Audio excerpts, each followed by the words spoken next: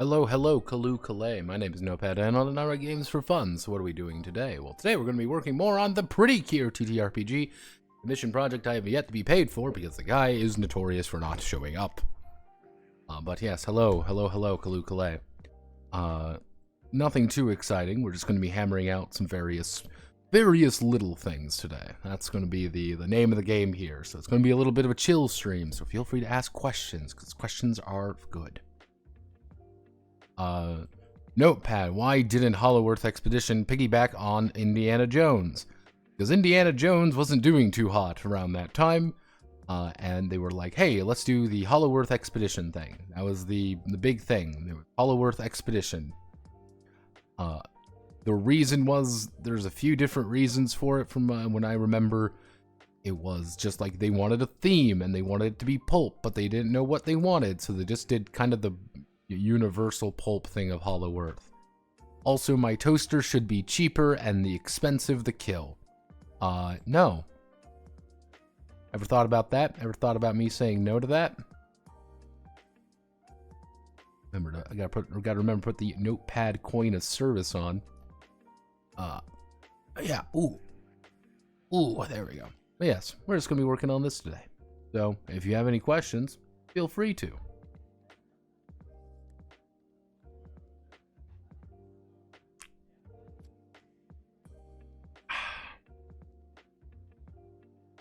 People are posting cringe as usual.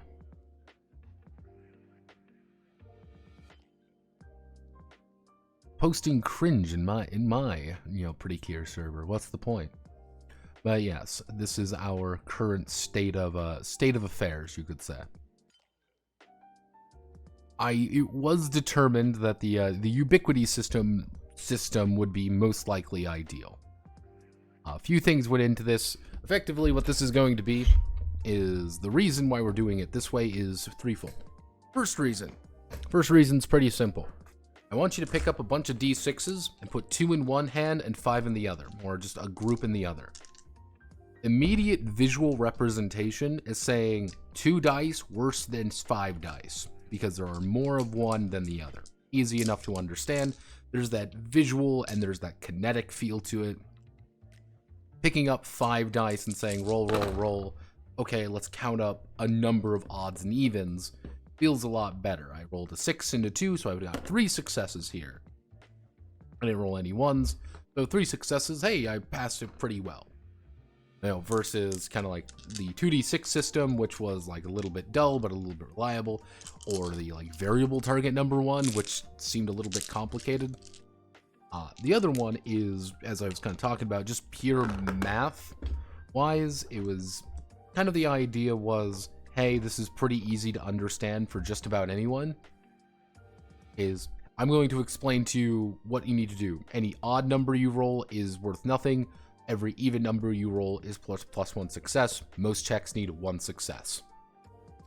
And every success after that is the quality that you do it. 1 success, 2 success, 3 success. That means, wow, good job, you did really well. Or, hey, you got no successes, this is a problem.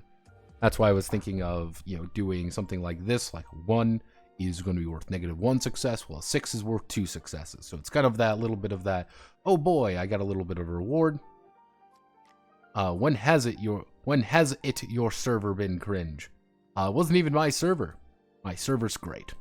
I love everyone in my server, except everyone else. It's great.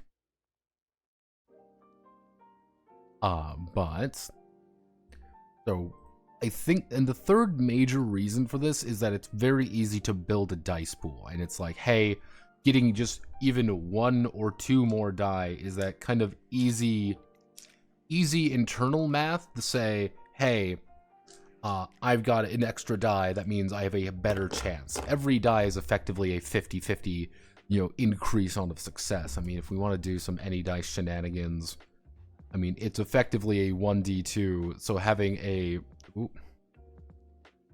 like 1d, like, let's say, it would be 1d, I don't even want to do the function library, it would be,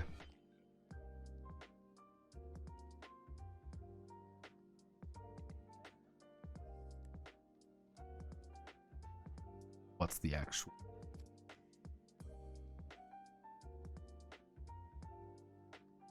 There's a very silly way you can do things. Count values in a sequence. Is that it?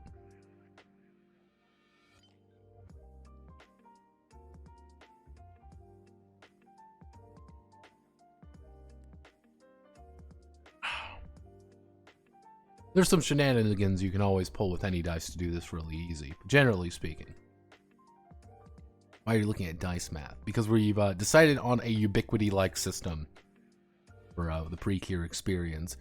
Generally, when it comes to the narrative adventure, I'm going to split this off here a little bit, is I'm going to do it based off of scenes per episode. But generally speaking, a narrative scene is going to be pretty easy because you're going to have a scene lead and a primary and a kind of a primary check or like primary goal.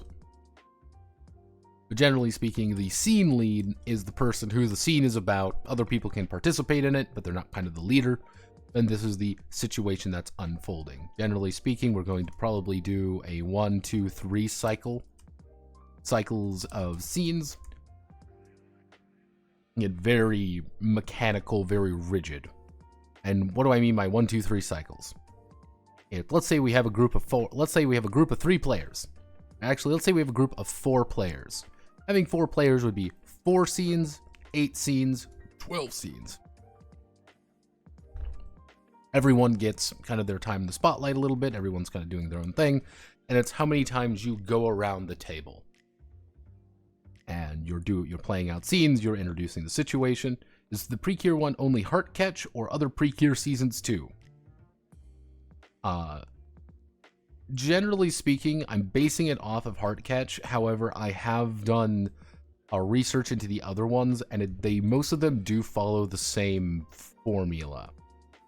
Because the basic pre-Cure formula is actually pretty, like, if we do like the standard formula. Generally speaking, it does use an A and B plot pretty well. However, it's a very simple A and B plot. Generally speaking, there is the A plot, which is the overall show pitch.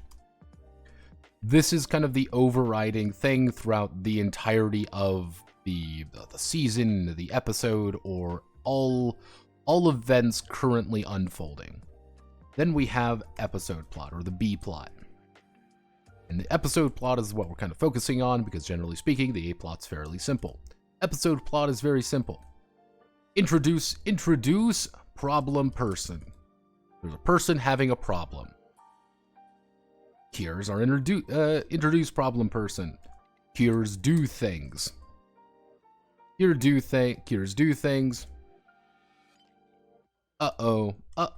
Monster. Monster is problem person.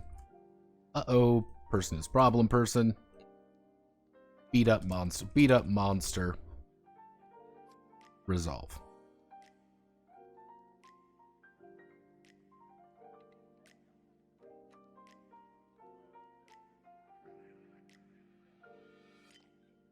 Resolve. This is the 95% of plots when it comes to pre-Cure. And all of this, when you resolve it, you are solving the A plot, the main plot of the story. And if you look at just about every episode of any pre-Cure season, it's going to be someone is having a problem. There's something going on, the Cures are involved with that person of some variety. Monster shows up, and it's because of the problem person. We beat up the monster, we save the person, we resolve the issue. Like a very basic one would be, the Cures meet person who wants to be a mangaka in a strict family. Oh no. The Cures help person solve their with their cool new manga. Oh no, parents find out. The person becomes an art themed monster. We beat it up. we resolve the plot with friendship and magic. That is 99% of the show. That is what 95% of most pre-Cure plots are going to be. The thing is, this is going to be cycle, like kind of like the first cycle. This is going to be kind of the second cycle. And this would be effectively a 2-cycle episode, you know, a basic 2-cycle episode of, hey, we meet everyone, and every single Cure is going to have a moment where they're with them, or they're interacting with people related to the situation. Maybe there's a family issue. Maybe there's an art issue. Something is tied to them. We're going to do something to help the person. Uh-oh, because their parents found out, because something went wrong, or we failed a check, or there's something going wrong, or maybe someone's just being an asshole. And then suddenly, oh no, they become an art monster, we beat up the art monster in the combat sequence, and we resolve the plot. Generally speaking, it would be narrative scene, combat sequence, narrative scene. Actually, we can even call it like an epilogue scene. Now, someone did express concern that, you know, always going to end off on a combat sequence was kind of an issue. That comes with the territory of the show we're going with. However, it has been said we can pretty much use these scenes. We can use the moments before, instead of it being a 22-minute show to sell toys to children. We can have a little bit more going on here. We can have a little bit more, you know, character interactions. We can have some more situations developing that the characters want to do, all feeding into the problem person. But that is the main thing what we're doing. Because the thing is, this is the unique thing about, this is the very unique thing about Pretty-Cure I've noticed. We can actually very, very commonly, there's kind of the, you know, kind of the exterior plot, which is true plot. I'll call it the true plot A, true plot B. So it's kind of like we've introduced the problem person. However, that's not really what we're dealing with. That's not really the point. It's, hey, this person's having a really bad time. They want to be a mangaka, but the parents are really strict and won't let them, so we're going to help them out with our thing. Let's do it. Let's be helpful. The real plot going on is, oh no, someone is stealing, someone is being mysterious, and that mysterious artist who keeps reporting on us, who are they? Maybe this person knows. So we're helping the person out, trying to figure out the real plots going on. Oh no, the person we're helping turns into a monster. We beat up the monster. We resolve the plot. We may have advanced the real story a little bit, but not by much. Effectively, we're using the episodic format to our advantage to just get things done, while the real stuff, you could say, is also happening during this time, but it may not be the focus, may not be the point of what we're doing right now. Little bit odd, but it's like, let's make a TV show game. Yes, we're dealing with some very esoteric things right now.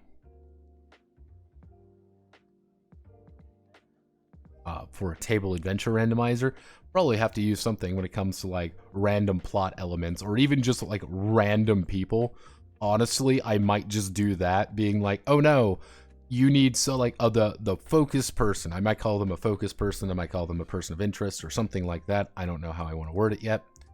But generally speaking, I might literally just come up with hey, here's a list of D6 of 36 problem people that might show up. The salary man, the shy girl, the energetic one, the martial arts master, just things like that to show up, and they're like, okay, what did they plot? You know, what are they tying into it?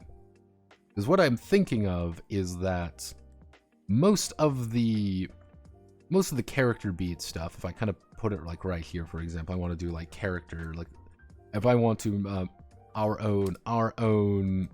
pretty much our Cure OC, Donut Steel, by the way. they're going to have various things about them. Things like quirks, things I'm good at, things I like. Do they have hobbies? Do they have, or you can even have like little problems. What are some problems that you have? But then we're also going to be introducing things like, who is your family? Are you part of any like school clubs or like school clubs and things like that? You look at this, you may say, well, why are these important? Well, these are things that you can tie into the plot. This is you giving the GM something, but also you, the player, are getting something. Hey, my hobby is relevant. I'm going to add a D6 to it. One of my quirks is relevant. Add a D6. Hey, I'm part of this school club. Cool. You are part of the fucking fashion club. You need a disguise? It's not too difficult to make one. Hey, you're part of the student council. You're part of the student council? Guess what? That means you have access to the student council stuff and they can help you out. Who's your family? You may say, well, my family is dead. Like, no, why would you want to do that? My dad is a historian. My mom is a librarian. Hey, I need help finding information about something. I'm just gonna go to my fucking mom. Oh no, I need help finding the history behind the ancient fairy kingdom. I'm gonna go to my dad. Because my dad knows. And then suddenly you can start tying characters in together with various problems, hobbies, and situations. Oh no.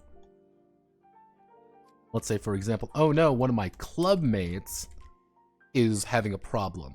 Now the GM can say, okay, you're part of the judo, you're part of the judo club. Because you're part of the judo club, one of your judo, club mates is having a big problem because they got hurt. It's a problem that you're kind of thinking of. Like, okay, they got hurt. They're not feeling really well. They're feeling kind of down to the dumps because they can't really do judo. That's an episode. We can't help our friend who can't do judo now. He's feeling really sad. He's feeling really bad about himself. Oh no, he's been turned into a judo monster. We need to fight him, and we need to help him out with something. Oh no. Hey, my quirk is that I'm really, I'm really way too smart. I'm top of my class in everything I do. Well, then we have, related characters. I'm the smartest kid in my class. Cool. What's the second smartest person like? What's the dumbest person like? That's a quirk that now suddenly you can build related characters off of, and now that Cure has something going on with it. Even down to things like, hey, I have a hobby, like share a hobby. Or share a hobby with someone. Or you might have, a foil of some variety. Or you might have actual, literal family. Suddenly, the GM has a lot of tools to use, and you, the player, also have a lot of tools to play with. And all we've done is write things in. We've written, all of this is maybe 5-6 words. Yeah, who's my mom? My mom used to be a model. Cool, my mom used to be a model. That is something we can work with. Hey, I have a brother, and he's a really smart computer guy. Cool, you have a brother who's a really smart computer guy. We can use him now, and oh no, maybe he has a problem. Oh no, my brother can help us out with this computer thing we don't understand. Boom, done. Easy. Simple as that. That's as simple as that.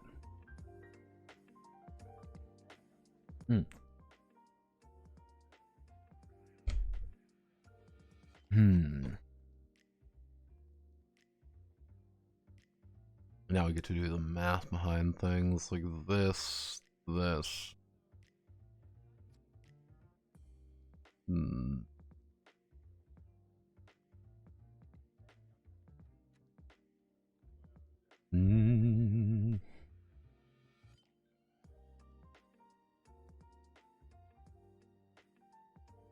we want to play that in, I don't quite know what I want to call it yet. I'm going to call it momentum. Because momentum is a really easy word for it. There's a billion ways to word it, but that's going to be kind of the idea. Like, hey, did everything go correctly in this scene? Did we help the person we're helping? Did we, do something to introduce someone? Or are we helping someone through their problems a little bit? Cool, we get a +1 momentum. However, a failed scene is -1 momentum. The enemy has momentum now. The heart's beginning to will, and sometimes it's going to be unavoidable because we don't understand the full context of the situation, or maybe we don't actually see the situation going down. It's a problem just as much. If you can't help the person, then you probably aren't going to do a very good job of helping them. Simple as.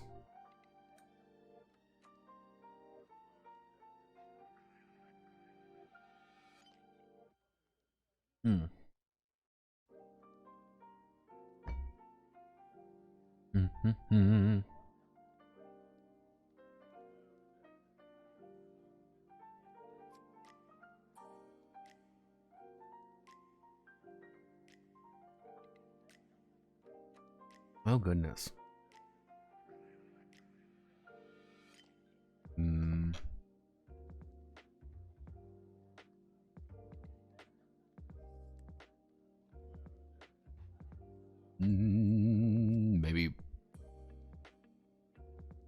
Maybe change the nature of scenes.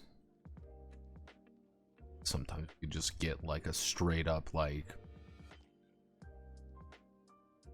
I wouldn't call them non-scenes, but kind of like just saying, hey, I want to do something that is not related to our current predicament. That could also be kind of a situation. Kind of a trifold issue of like, hey, are we truly trying to help this person? And then like, yeah, if we're truly trying to help this person, then we can use this to keep people around. Easy enough, very structured, but structure is good sometimes. Especially when dealing with games for children. So we do that, and then all of these scenes inevitably boil back down into the combat moment. The combat moment is I kind of call it the pivotal moment, but it's the, hey, now we're actually doing something. I'm going to tie the mysterious savior, which is going to be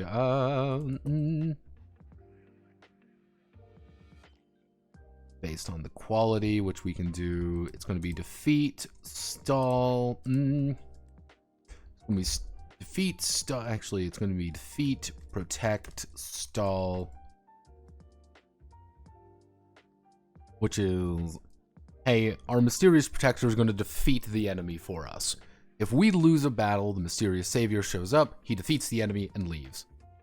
This could be, and that could be a plot unto itself. Who is this mysterious savior who showed up and protected us, and why did he take the thing that we've been looking for?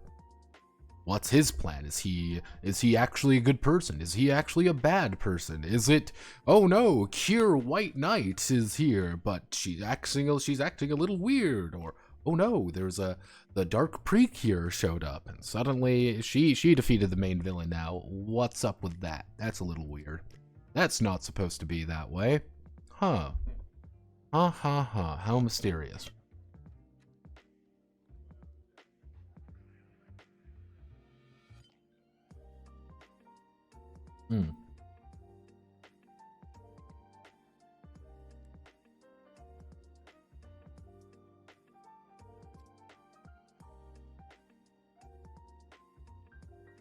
Oh, Lord.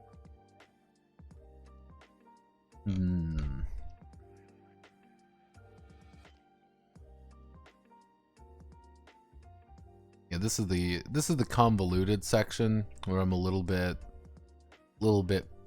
mystified by. This keeps getting bigger every single time.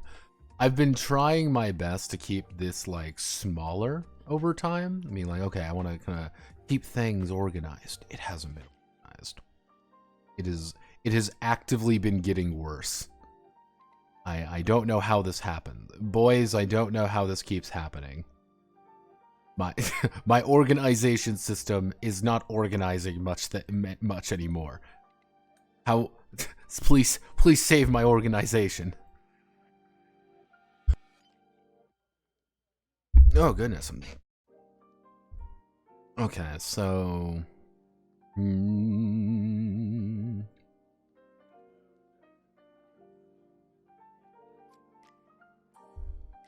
trick, I'm not okay. Here's actually, I'm okay with action, fight, and block. This fine. I'm okay with this. This works exactly the way I want it. Let's think of attributes right now. Words is a little bit hinky. Appeal and will, these work fine. Trick is a weird one because trick is supposed to, because it's kind of that idea of like, why would I like roll trick? Roll trick would actually be more along the idea of roll bullshit luck, or, you know, just happenstance. It's kind of like if you're really magically inclined, you're just luckier than most.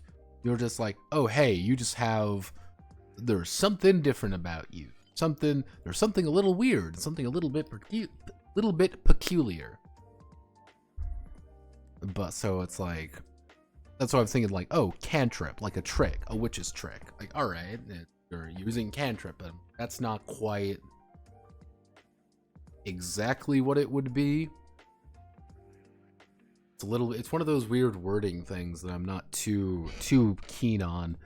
I like the idea of blast, which is, you know, that it's that cure blossom, blow up your fucking face. Just make toaster as much as manly. Why would I do that? I like manly. I don't like the toaster. This is, knowledge seems a little bit large. I want to tone knowledge down into something else, but I don't know what word I would use there. Strategy. Strategy versus tactics. This is a very particular thing. Be like, they need to be different, but they're in the same category of, hey, we need to work together to do something. You're using a strategy to attack the monster, which is more like we're playing on defense. We're using the environment. We're not just kicking, punching, blasting them. I'm thinking with my head, kind of thing. I'm using a strategy. Oh no, it's trying to stop us. It's trying to use this attack. We have to use tactics to beat it. You know, we're having to be a little bit smarter about things. Characters that aren't very smart are going to get their shit rocked by it. But that's the point. Hey, you aren't, you know, seeing ahead. That's why it's like, the wording down here is really bad, but the concept works. Words is a skill that is functional. Trick is a word that is functional. Ward is good, but also bad. Actually, you know what we can call? You know what we calling it shield. Here, let's just do words. Ward. It's kind of like using, like, I am using a magic spell to block. That's the best way of thinking about it. You know, it's me saying, okay, there's a magic blast that's happening, block, shield. It's not me. The idea of block is putting up your fist and taking it on the chest and getting knocked back kind of thing. You get knocked back a little bit, you're like, oh yeah, I'm fine. Will is saying, hey, stop ranting, bitch. I'm there. Tactics, as of right now, would be, they're doing a special attack. We need to outthink them. We're outwitting them, kind of thing. Maybe wit? Wit's kind of a weird word. I mean,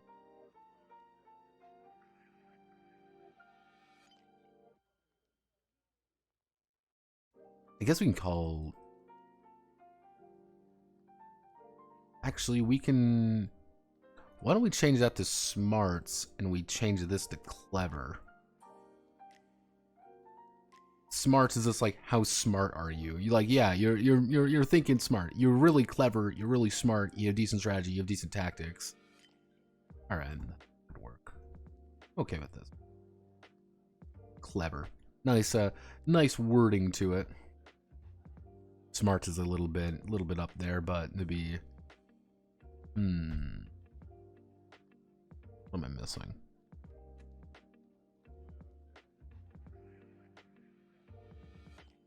Still not entirely happy with the word combat, but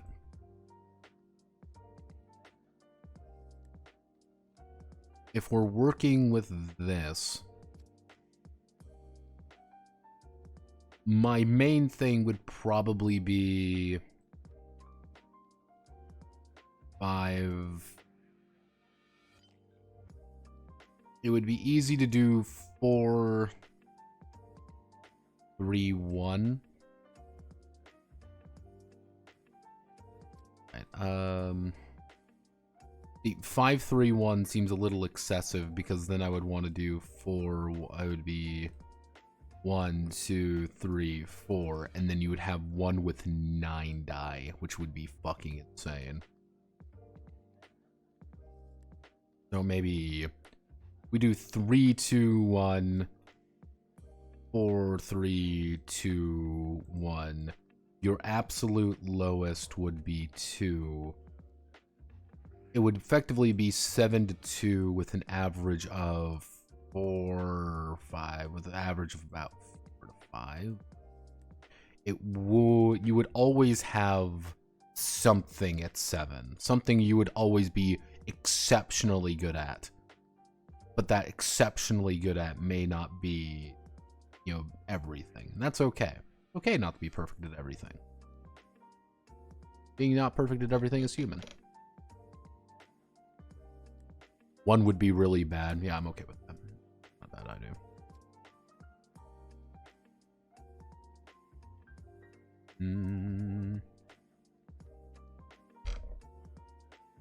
4. 3, 2, 1. 3, 2, 1. And then it would be 1. You would always have a 7 and you'd always have a 2. Something you're really good at, something you're really bad at, but you should never feel like all of the, like, nothing is useful. Like, if you put a 3 in personal, that is useful because of these. Ooh, that button.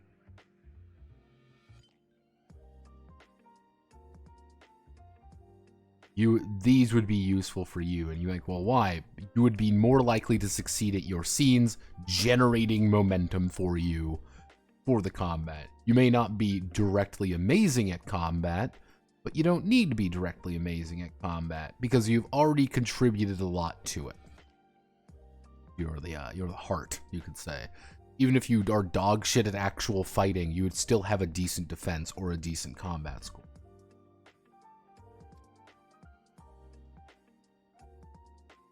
Pretty much manipulating you into saying you're always going to be good at something.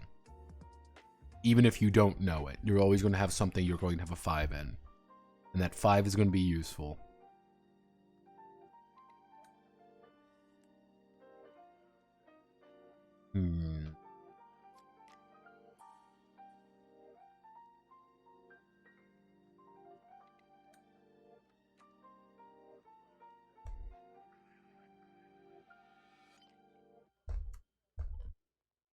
If we want to, kind of the idea behind the momentum system. Go back to the moment. It's kind of saying we are fighting the big bad monster thing. Big bad monster. Uh-oh, we're fighting a giant art monster. What do we do? Generally speaking, everything is going to start at 0. You need to hit negative something, and they want to hit, and you want to hit this, they want to hit this. If you break this, you lose. If you hit this, you can perform a finisher and win.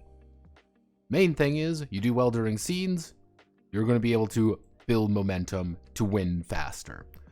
Lose scenes, they're going to build this, but it's a constant kind of push and pull. Getting a lot of momentum early on is going to mean you're going to have a higher likelihood of winning. Doesn't mean you're going to, because they could just do a big hit and send you tumbling down. Alternatively, if you're all the way down here, it's like, uh-oh, this is really bad, but we can turn it around with a big attack to kind of give us the advantage again. You're not going to take damage. You're not going to take health. When you get hit by a gigantic, comically oversized fist, you are not going to say -5 health and you are bleeding to death now. No. Cute anime girl game, cute anime girl everything. Our demo is 8 to 30. Our main demographic, this is important, is our main demo is 8 to 12 year old girls and 18 to 35 year old women, and 18 to 35-year-old men. Now, you may be wondering, this is a very strange one. These two are the actual pre-cure demographics. These are the main demos. Maybe saying, well, why are 18 to 35-year-old women on this show? Because the original one came out in 2002, and if you started watching that when you were 8, you would be 30 this year. They've been watching Precure their entire lives. A vast majority of their lives, they're like, oh, I remember that show. I remember watching it when I was a kid. I remember this, I remember that. There are people who enjoy that because they like reliving that childhood memories. This one is kind of the meta element, kind of the meta moment, which is, this is a tabletop role-playing game written by a schizophrenic on the internet. I know my demos. I know my demographics. I'm not a fool. I am not a silly clown.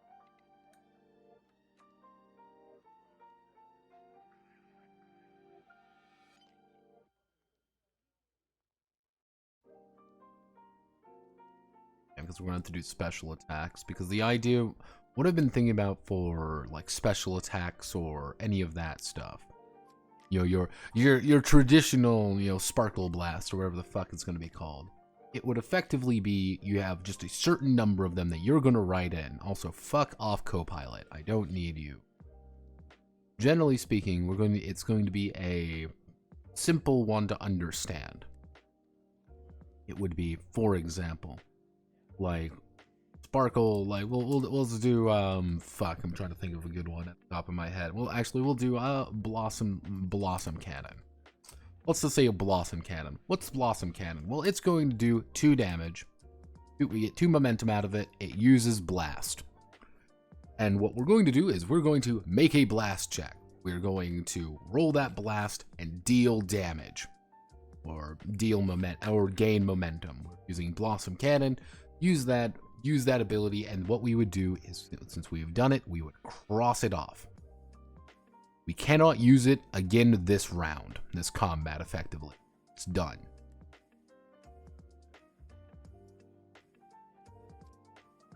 So pretty much, then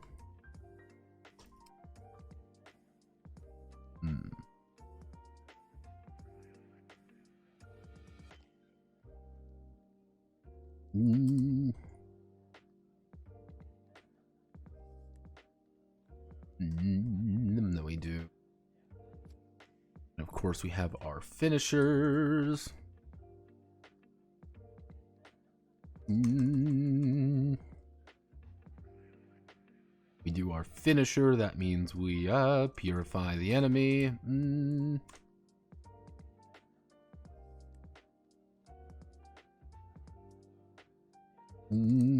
Or add +10.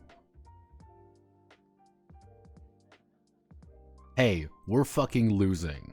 We are in desperate straits right now. We are not doing very well. I'm going to use my finisher. We're going to jack up we're going to effectively regain the momentum, but we've lost a finisher. One of you two have to do it. Okay, we've got it.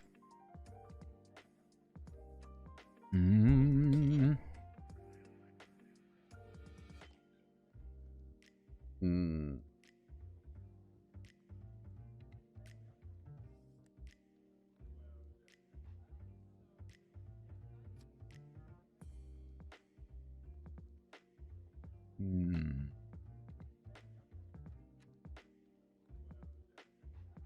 How do I miss?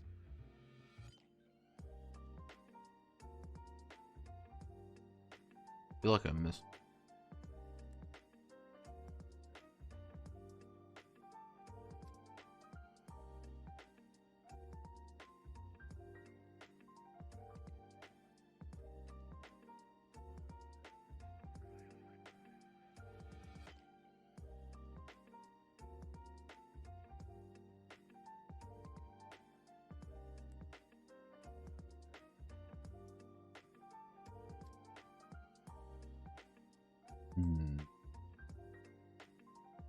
What am I looking at here? So,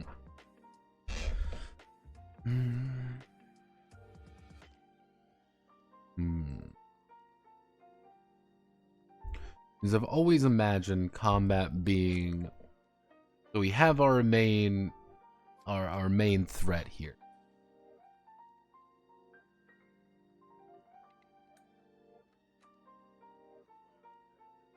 We have our main enemy here. Everything is in effectively a ring around the enemy because Precure are really because effectively Precure are fucking fast. They are very fast and very agile. So we're just doing kind of like this concentric ring thing. Like the battle may shift dramatically. It doesn't matter because we're in a fight and we're roughly always going to be around the enemy in some capacity. But what do we need to do? I mean,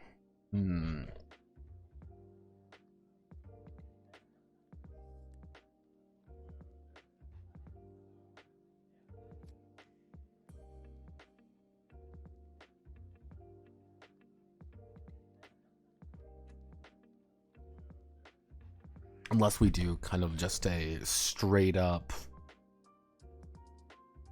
Well, if we're using this idea, if we want to do it like this, it would be attack versus defense. That would be the basic idea versus defense T. Actually, defense. We can even do like defense die. Like, hey, I am attacking you. You have, let's say you have 6 defense die. You're pretty tough. But I'm gonna hit you with a fight. Let's say you have block. We're both going to roll. So I have, let's say, 6. You have 5. You're gonna roll yours. You got 1, 2, 3, 4, 5. You got 5 successes. I ended up with 1, 2, 3. I only end up with 3 successes. My attack does not hit. 3 successes with 2 1s, so I would have 1 success. My attack doesn't actually hit, or it doesn't do any damage. I don't generate any momentum from this. Kicked you, but you've blocked or whatever. Cool. Easy enough to understand. Unless we do... Like enemies have like a rotation of what they're going to be doing. Because I was actually thinking of doing kind of what the One Piece RPG does. For those who don't know, there is actually a One Piece RPG, if you must know. Fancy and mad spellcasting magical girls, don't do this to me. There is technically a One Piece RPG. But the One Piece RPG is very simple.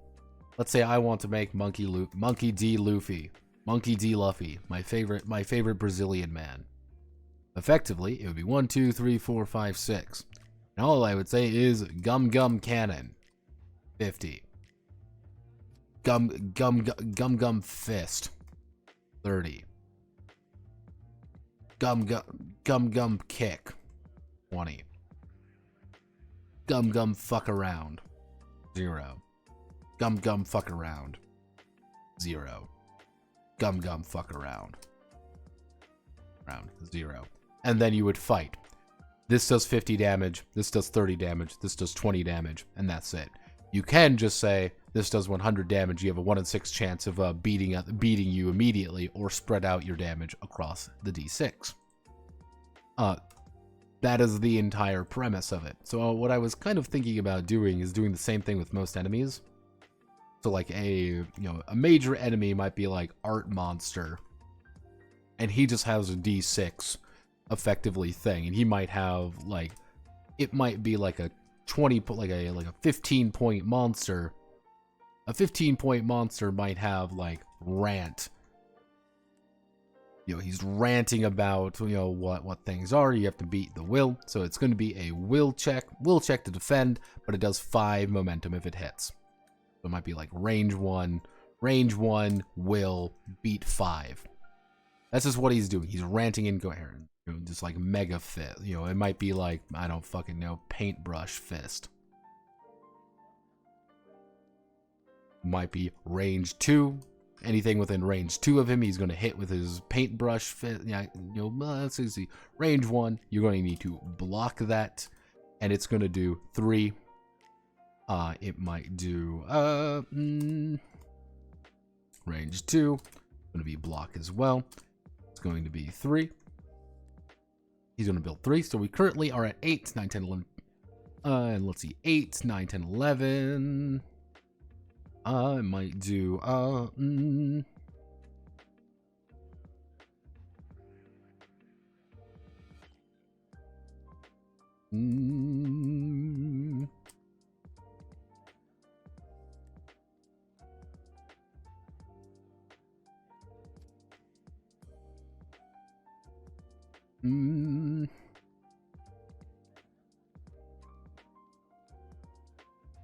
that would be 5, 10, 13.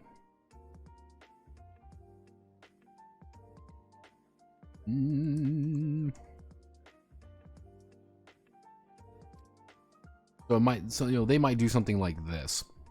They're going to roll 2, so they would roll a d6. They roll a 3. They're going to do a pen stab. Everyone in range 2 is going to get hit by this unless they move out of the way or they try to block it. Of course, you can find things being like, oh, well, we need to do, we need to get within certain ranges. That's interesting enough. But again, this is very early. Early is what I do best. So, that's why I was thinking, like, if we reduce everything down to that, alternatively, we can do it like this. Just give them these stats effectively. The entire concept being that they have fight, block, peel, will, blast, shield, strategy, and tactics just as much as the players do. And hey, they want to hit you with an attack, they would just roll blast or whatever.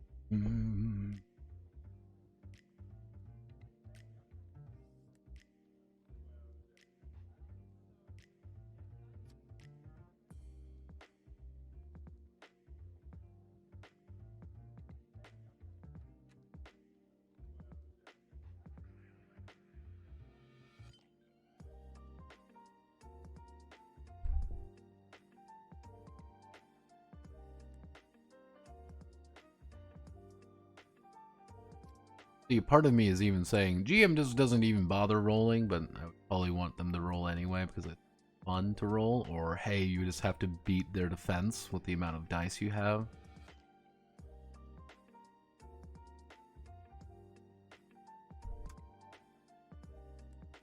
This is one of those very weird situations where we are effectively fighting a singular enemy. We have that singular threat. That singular threat to contest with that we are fighting. Every fight is a boss fight. Even down to the fact of like minions are going to be like just like where minions are annoyances.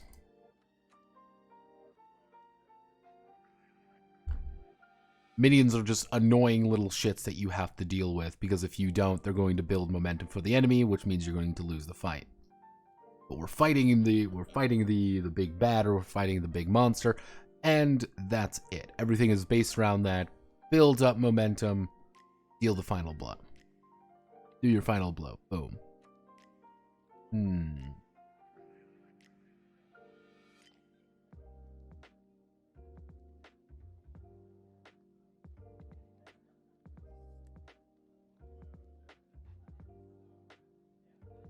Ring something random select targets and record something like collateral damage. It's now the pre-cure there, or take a block the big magic blast.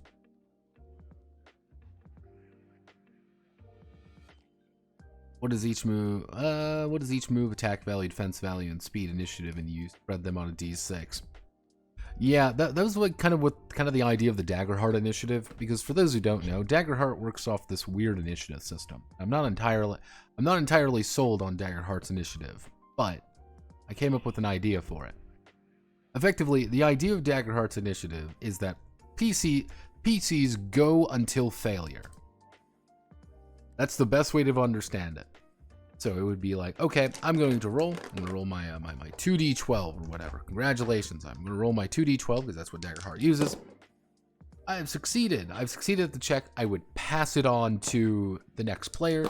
They would make a check. Oh, we succeeded. Pass it on to the next player. But every action the PCs go, they give a little token to the GM. But one of them fails a check, or when one of them fails a check, or one of them does something wrong, or rolls with despair, or whatever the fuck it's called. Fear, that's it. Rolls with fear.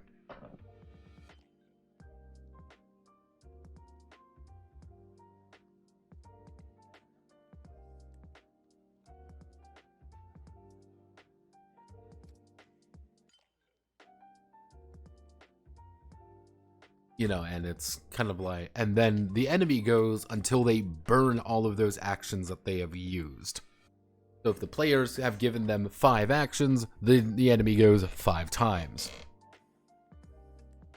That's why it's not like kind of that back and forth kind of thing. Like, yeah, they might get a chance where they just... My only fear there is that the enemy would never get a chance to attack. But that's why I was thinking about introducing things like perfect parries or something. Hey, the enemy is doing an attack against, ring 3, and fucking Monica-chan or whatever her fucking name, Monica-chan over here, effectively rolls dubs. She rolls perfect 6s, and she perfect parries the attack. Perfect parry the attack, ding ding, she royal guards. Initiative would pass back to the Cures. However, if the enemy perfect blocks, the EA would get the initiative to immediately blast someone else. But that collateral damage idea, that's a bad idea, actually. Hello phone. Collateral damage. That's not a bad idea. Thank you for that. People were concerned. Like, that's...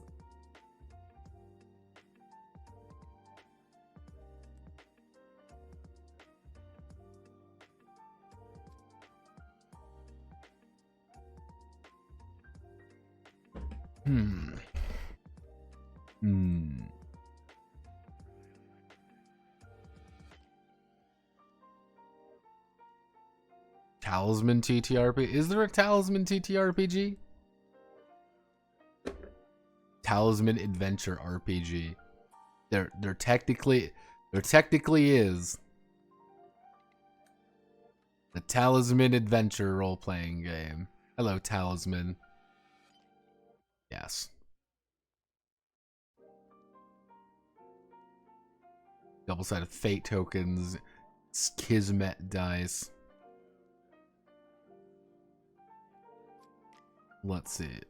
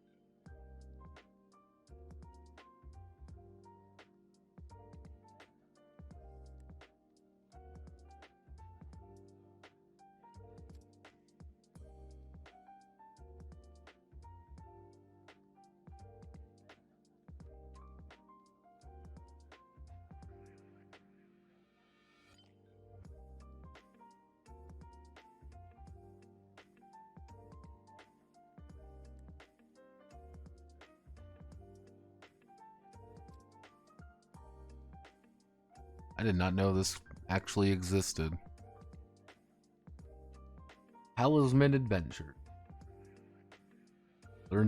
You learn something new every day. Finally, we can play a 9-hour game of Talisman where we all get very mad at one another.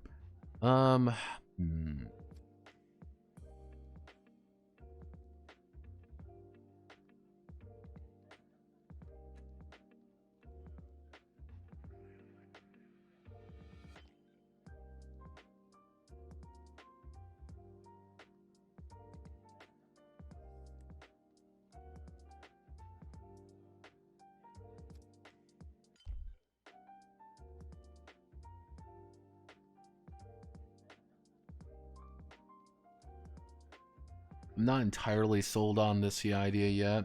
This is one of the problems I've been having. It's like 1d6 on a d6 your action and the enemy not. On 5-4 you do your thing, the enemy do one action return depending on the number, and one you fail the action, the enemy not, or something like that.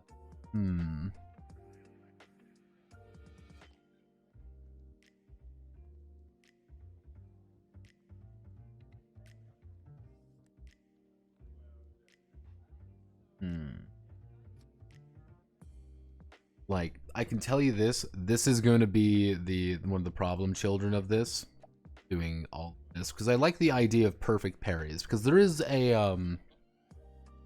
like, here, let me bring it up here real fast. I can do that. Oh no, people are pinging me on things.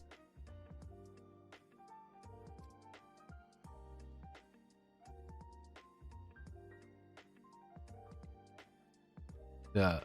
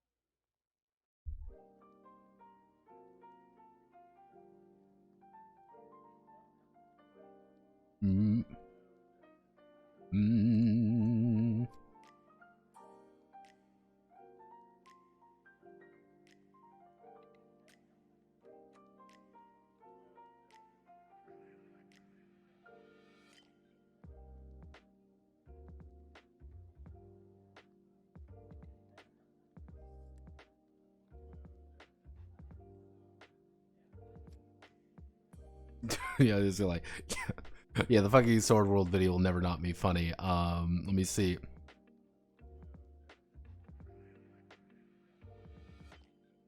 Okay, let's all these things real fast.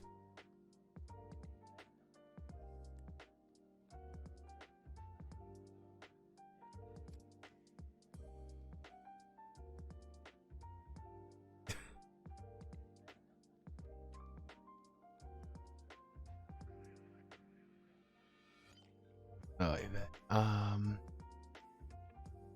I got fucking fight. Like, one of the things with like actual pre-cure fights that are actually really fun, really fascinating. This is from Go Princess, because Go Princess is like the quintessential one. The fucking pre-cures are incredibly fucking agile. This is important to note.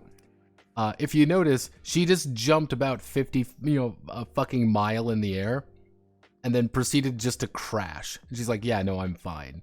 And then she just punches one person, and then they go fucking flying. Like, this is just something that is a known fact of life. This just happens. They just dodge around, she does a fucking drop kick, and it blows up. This is the insanity that I have to work with. Unlike 2, you do a hit, but it's really on 5, you hit the enemy, like, dodges and take half. Yeah, it's...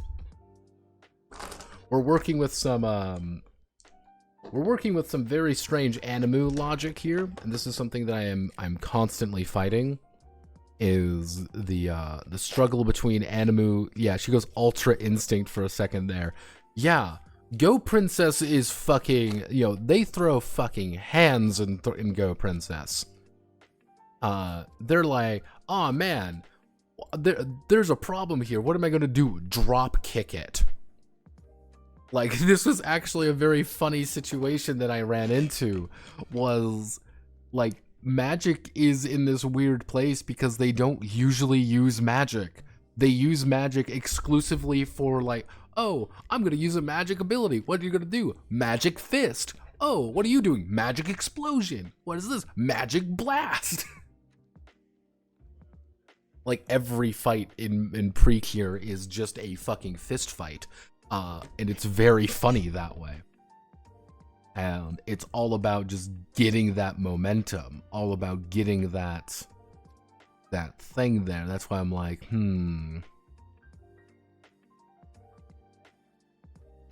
I kind of want to play into the idea that, like, you're going to get the, like, once you get the momentum, you're doing pretty well until something turns around, and then the enemy can start building up theirs. As someone cited, it's effectively Inscription. For those who don't know, Inscription is a very strange game where people really like the first half and not really the second half. But the one of the things with Inscription, find the let me see if I can find the thing. Yeah, there we go. The thing with Inscription, as you can kind of see here, is that it's on a momentum system. So if, like, you take 3 damage, it goes tink tink tink. You're not doing too good. If you deal 5 damage, it goes all the way up here. You're now +2.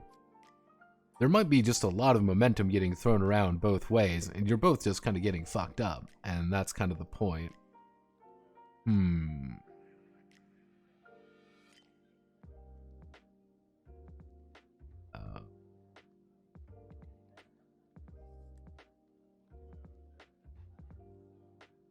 There's also the answers. And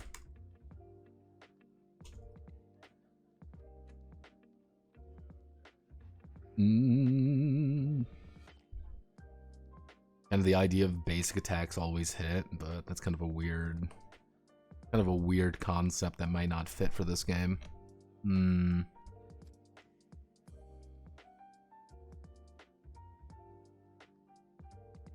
No, I don't think.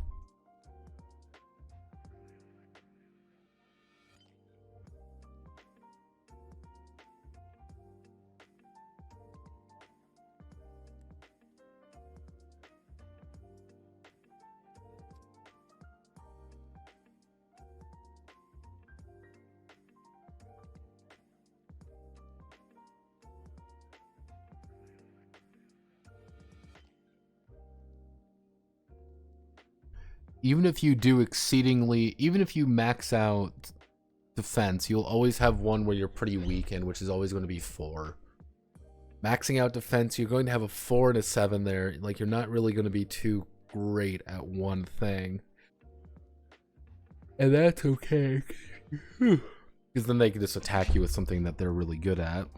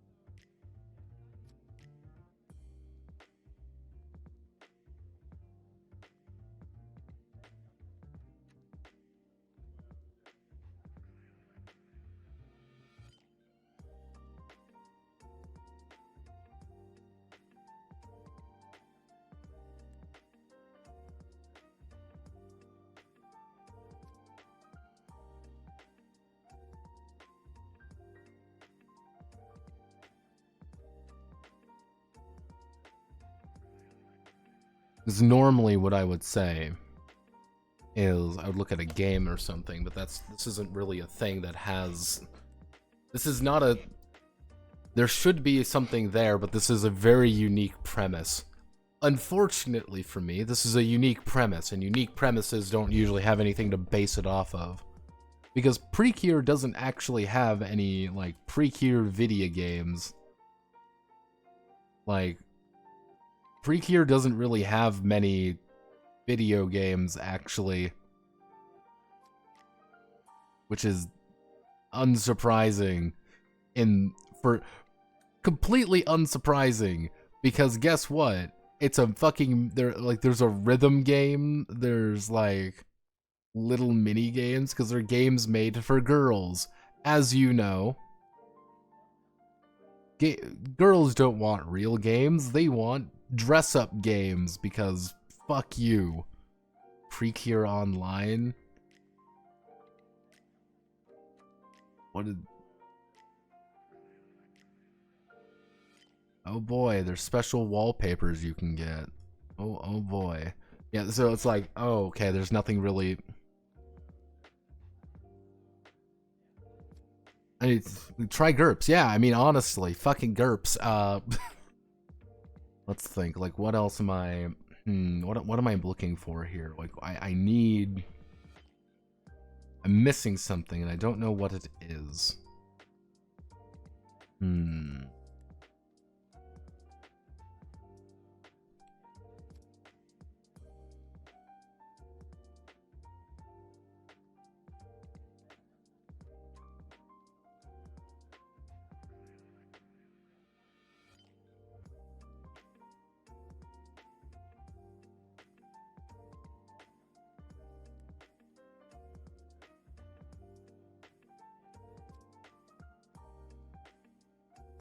There we go.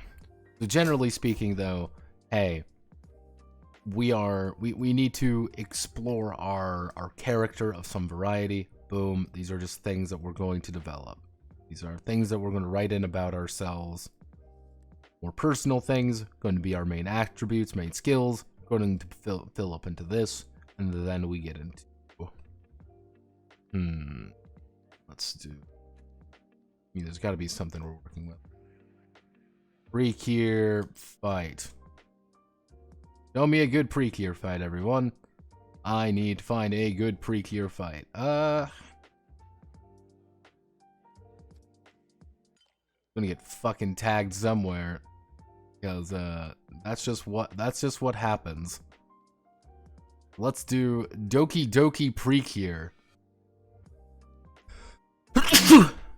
Doki Doki Precure, everyone. Okay, we just got a fucking bomb. Yeah, so shield.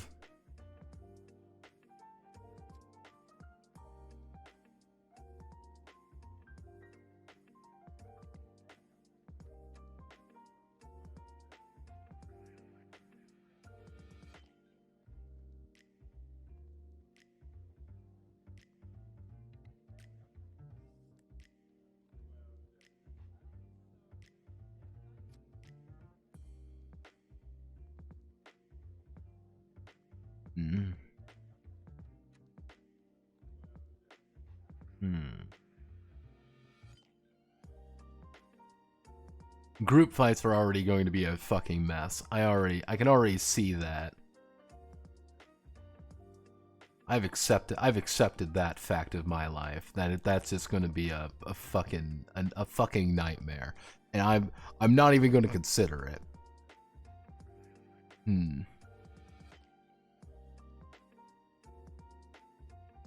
There's got to be something we're working with. Come on, give me something to fucking work with here.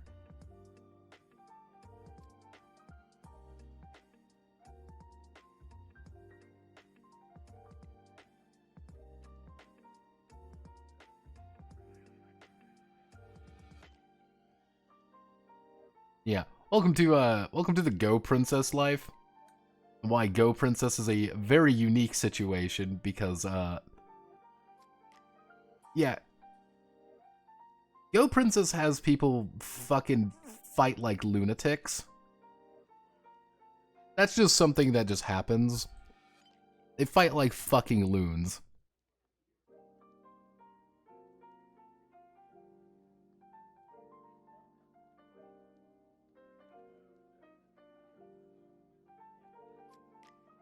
I mean, fuck. We gotta. He's gotta have something, right? Right, everyone? We're working with something. Fucking Mega Man, man. It's been 8 billion years since I've dealt with Mega Man.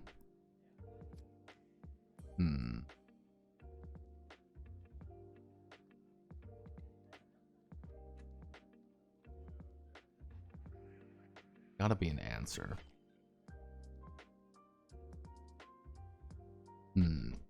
So, let's think. Let's think, me and you. In this garden of in this midnight in the garden of Sneeden. What do we want to happen? This is an important thing we have to ask. What do we want to happen?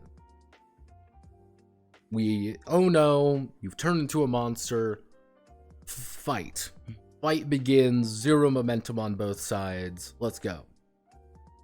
You have momentum. You've started with it. You're going to attack. What are you going to do? What is the enemy going to do? He's going to say, well, okay, I'm going to take one of my die. I'm going to roll this. I've got 3. I am going to use this special power, this special ability, because I am a monster, and I'm going to crush and stab and beat everyone up. What I do.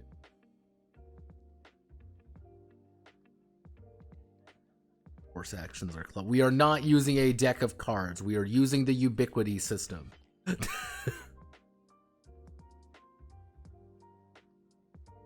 We are not using cards.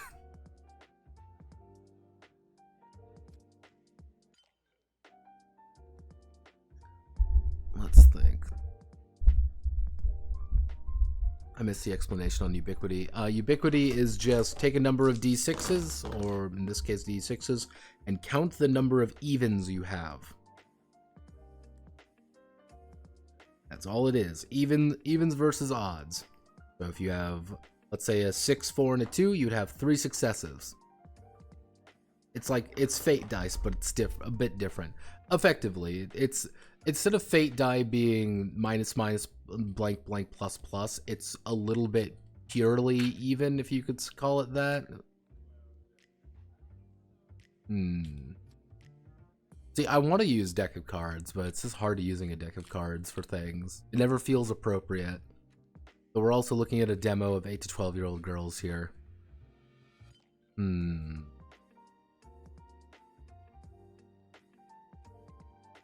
What are we missing? What are we missing? I've made an attack. Everybody in pretty cute. Yeah. What is hard here? It's... How do I want to word it? It's the fact that no one's taking damage. There's 2 things. There's no one is taking damage, and how do you do initiative that feels nice? Rather than just this weird round robin. Do we just do round robin? Unironically, do we just do round robin? Like I go, like the GM goes, the monster does like 3 actions, and then everyone goes. Literally, legitimately, it would be, okay, the monsters go, what do you want to do? What do you do? It's literally just around the table. See, the other option would be the monster is going to announce effectively what it's going to do at the beginning of the round.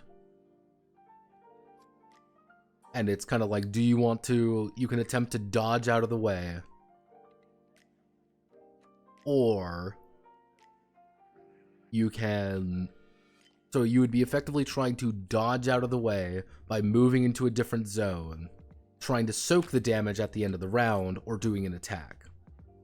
So you're kind of trying to make a call of what you want to do there. That's dealing with some weird shit. That's dealing with like weird predeterminism. You want to suffer, you can do simultaneous turns. If you got a suggestion, that's the time to fucking tell me.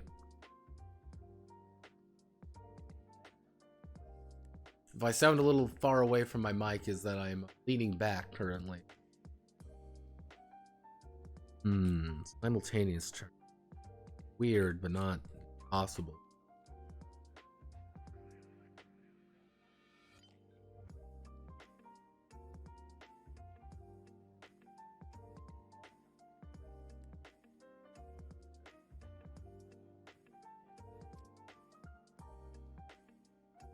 Missing. I feel like I'm missing something.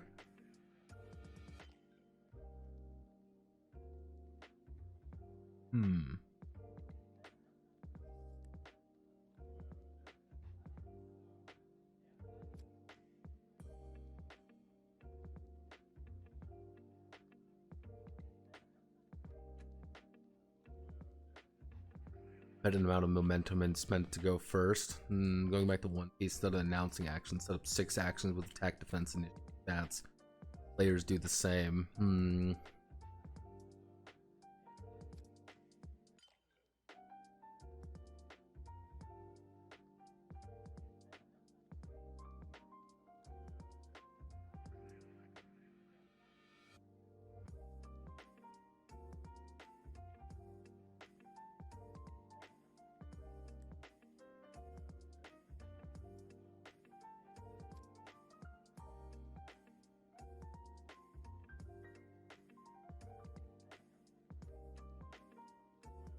Because like right now I don't have initiative unless I add in an initiative mechanic, but that's another round to combat that I'm not.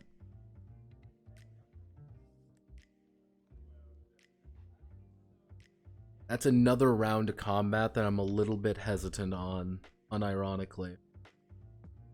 Because again, we're aiming for a younger demo, and initiative systems can get complicated.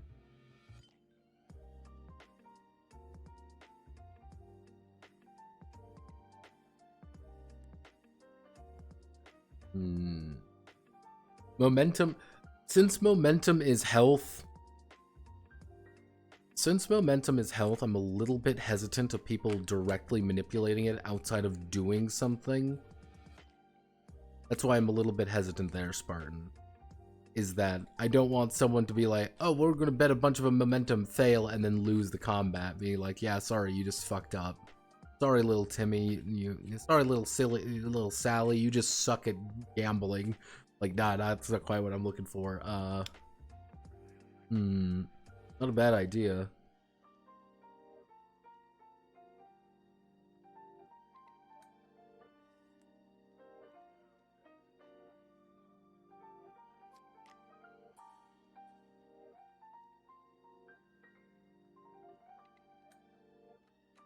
Yeah, and one thing I always have to kind of think of is this. This is my big concern. Troika initiative system? What do you mean by that, Solid?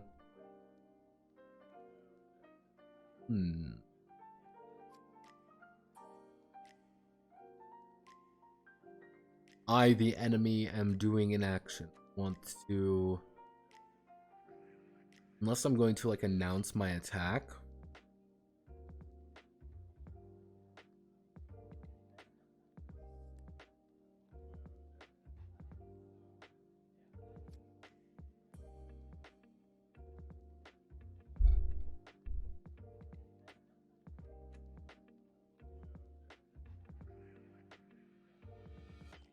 I announce my attack, I do an attack. Or do I just roll and do the attack? It's kind of is this an active or reactive combat system? That's the big question I've been trying to answer. If it's an active combat system, combatants need to be actively moving around and doing something. The actor has the advantage. I am declaring an action, I am doing the action, you are trying to resist it. I punch you, you are trying to block it. I shoot you with magic, you're trying to ward from it. Contrast this. Reactive combat system would be, I am doing an attack. Defender is trying to mitigate it. Can they mitigate it? No, they take the damage. It's kind of like it's Who has the advantage in the exchange? Active combat system has the active person have the advantage. Reactive has the reactive person, has the kind of the defender.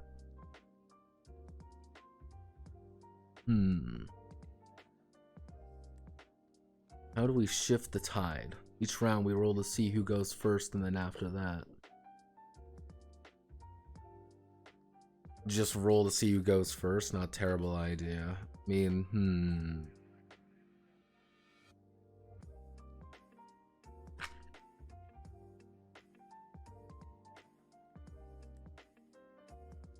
Popcorn initiative. Popcorn initiative could work. The only thing with popcorn initiative that would be an issue is, the only thing with popcorn initiative that would be an issue is that if all the players select themselves first and then the enemy, that still doesn't really fix the problem, the underlying issue, because it's effectively one big boss fight. All it is, one big massive boss fight. So they will always have a disadvantage when it comes to the action economy. And that's something that you always have to consider, is the action economy is always not going to be in the not going to be in their favor at all, unless you balance it out somehow. I don't think popcorn initiative could do.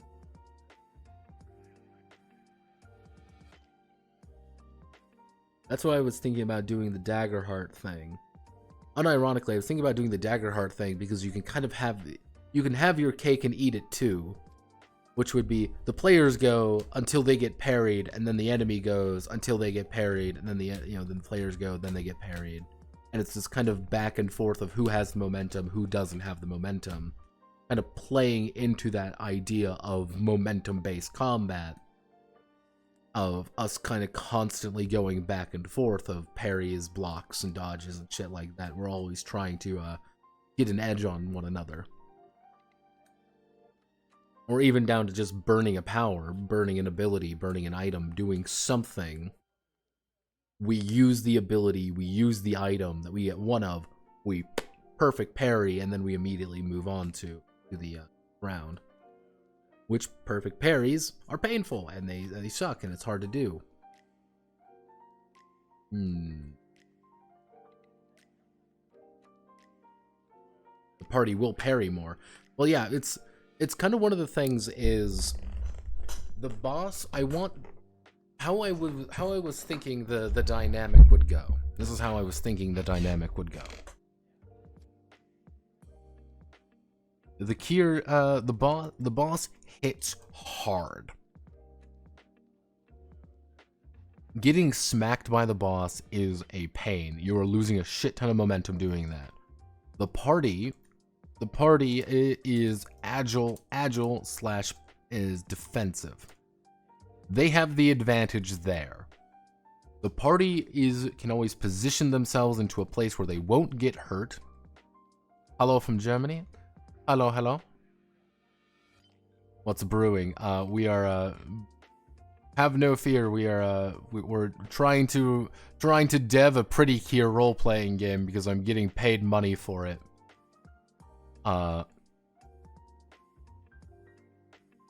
So yeah, we're working on combat right now because combat is a pain and life is suffering. So that was kind of the dynamic, is just like the party is kind of that agile, kind of that agile but low damage, but the boss hits like a freight train, where the party can royal guard. That's the best way to think about it. The party can at any time royal guard. They royal guard, they have the initiative again. They can start doing damage. Oh no, the boss, when the boss gets it, it's a problem. That's kind of the idea. We're parrying more often to steal initiative from the boss, because as long as the boss is going, we're in a bad spot. If we keep up the aggro, we're good, but keeping up aggro is hard. I mean,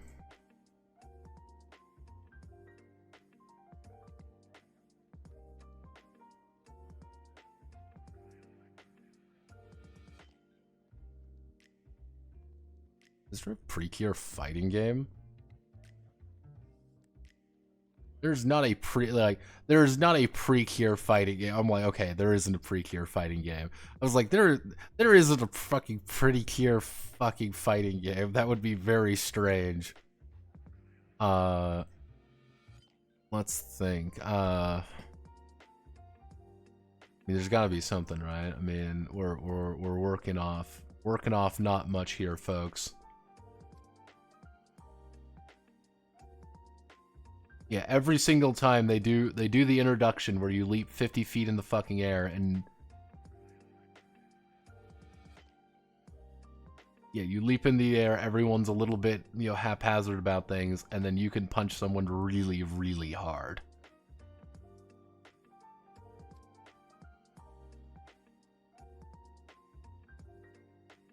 Case in point.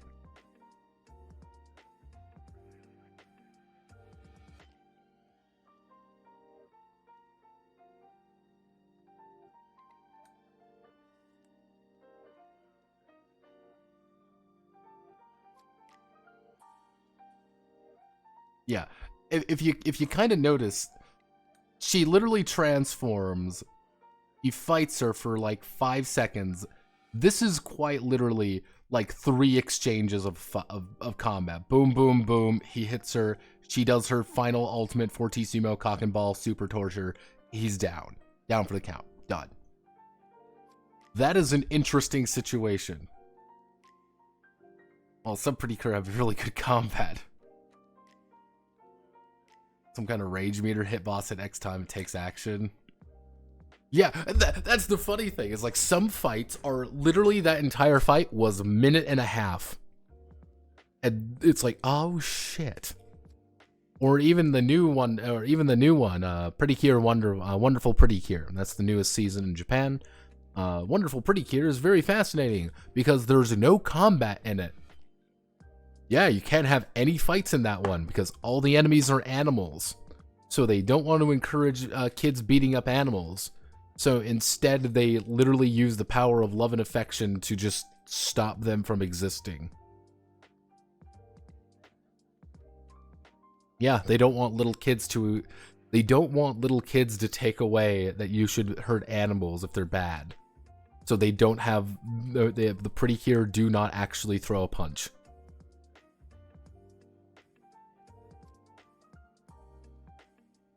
It's implied the first Pretty Cure that Magical is fighting on auto. Yeah, it's... Yeah, it's... That's kind of like one of those funny things, is like, half these fucking girls, you know, throw like a haymaker, and it's like, oh, wow, okay, you know, like, we've hit someone pretty fucking hard.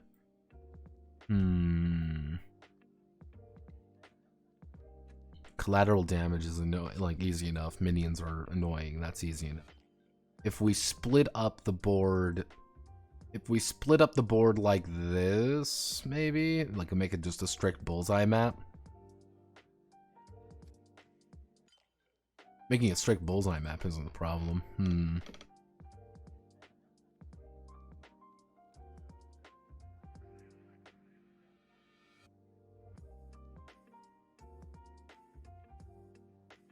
What exactly are we producing here?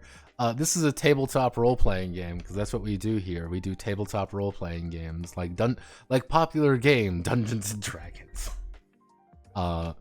Someone has said, "Hey, you should pay. I am going to pay you money to write That Pretty Cure TTRPG, which is the current name." So we are doing some dev work on that. As you see, I have a few different games. Oh, yeah. We have my also my schizo notes in the middle of the night. I wrote on my phone. Don't talk about those. Yeah, this is the current notes for the pre-cure game. It's a little bit chaotic.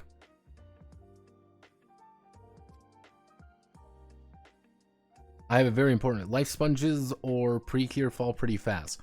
Well, it's kind of the idea of that initiative, that momentum system I was talking about. I don't have a good name for it. I'm calling it momentum because I have no other good name for it. let's say, for example, we are at plus 10 or whatever momentum, and the enemy hits us and they deal 8 momentum.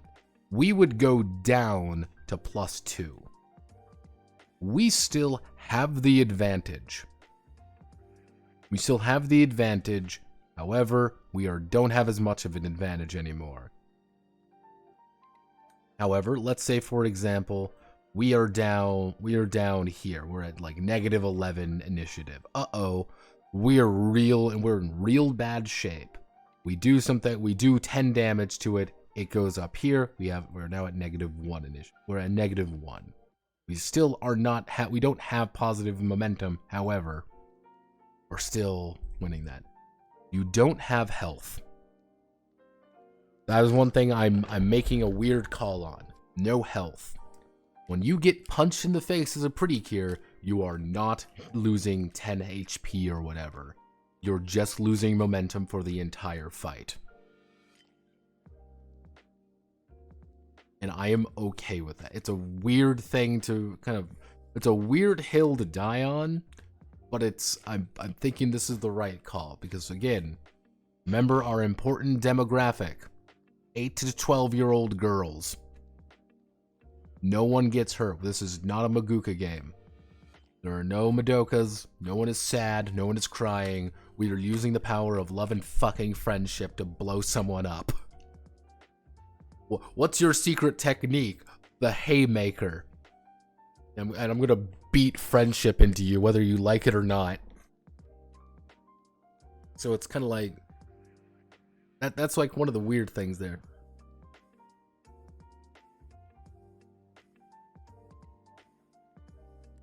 We are not playing Crisis Heroine. Yeah, exactly. We're not playing Crisis Heroine. Far, far from it.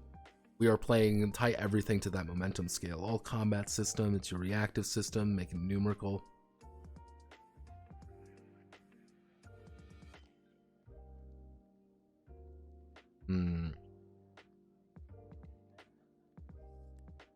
See, I don't know how to do that though, Mara. That's the complicated bit. Because it's the idea that if you break it past here, you go over a certain threshold, you do your final attack and you win. That's the big thing. You do your final attack, you know we've stunned it, we've hit it enough. Okay, everyone, ultimate Fortissimo blast, golden rapture explosion. We do our awesome finisher, everyone's happy, we win. That's the big things that we're always like, okay, we're in a bad spot, time to use the finisher to do something, to get the advantage back. Or get something, or get a good in a better position. Using the finisher too early, you can counter it. And that's what like a dark precure should be able to do, is like, nah, fuck you. I'm using my own finisher now to just immediately get a big advantage. Like we're already tying the momentum system to the actual narrative scene bits. If the scenes go well leading up to it, you're going to have a combat advantage. Boom, we are at an advantage. We have effectively a higher health pool than the enemy at the moment, and the combat's going to be shorter, and we're going to be able to win faster.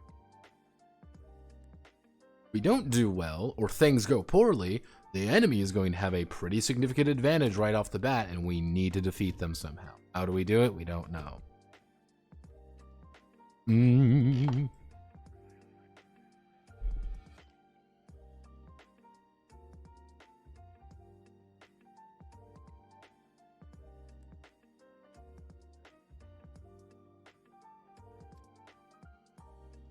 I am more a lore guy. Hey, don't worry.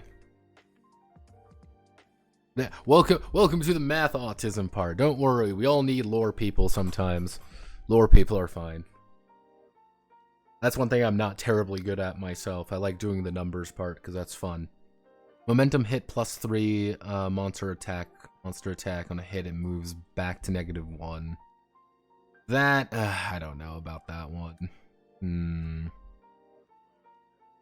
My only fear there, Mara, is that it would be this weird situation where momentum would never shift past a certain variable, and you would never be able to push them back to it.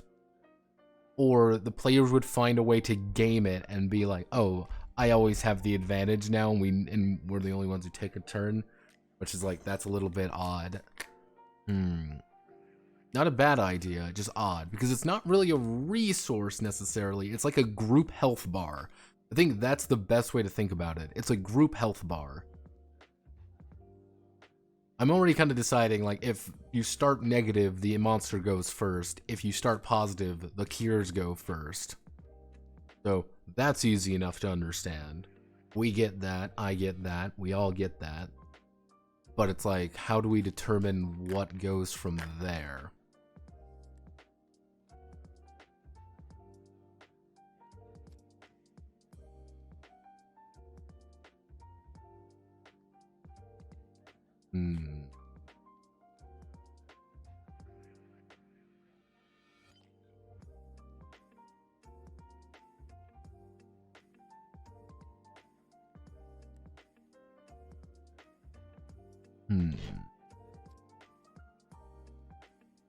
I guess we could add kind of like a, we could add kind of this, we could add a section in the back here of the momentum. We can add a section in the back of the momentum, and at the back of the positive, which is effectively a, we'll call it something, we'll call it like a desperation. That's a nice phrase. Desperation, and then we'll call it like rage or something. Effectively, if you manage to get, if you don't immediately die, if you're at like -9 out of 10 or whatever, they're +9 out of 10, they're effectively going to get a lot tougher, or you're going to be able to actually use your finisher to just stay in the fight. Hey, use your grand finisher to build back up, get out of that desperate strain. I'm okay with that. That's not a bad idea.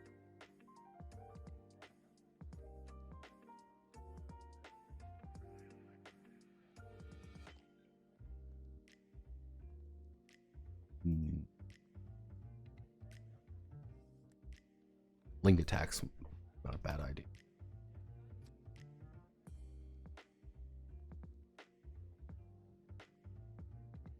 I'm okay with that. I like that idea. That's pretty thematic. That works.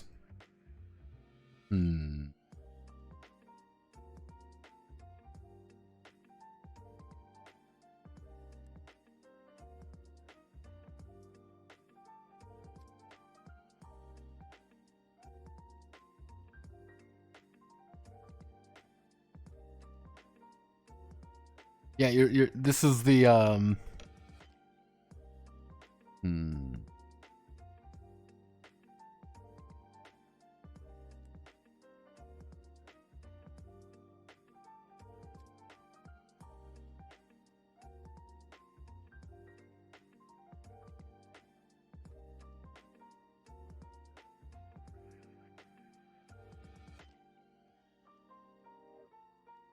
actually.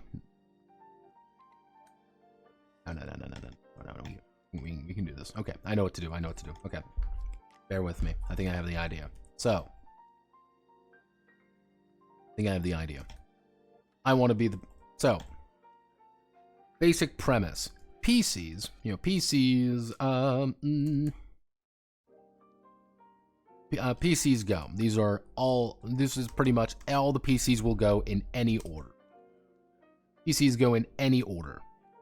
Now, what they can do is they go in any order, and then the monster goes.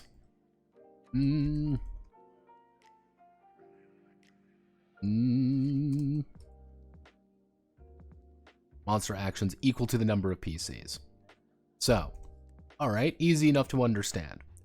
Hey, we have 4 cures. Cure A, Cure B, Cure C, and Cure D. All 4 of them go, then it would naturally become the monster's action. Monster goes. It's they get to choose what they do, and they get 4 actions. We roll 4 times on their little chart to see what they do. Except what we can do is we can add a little bit of risk to it.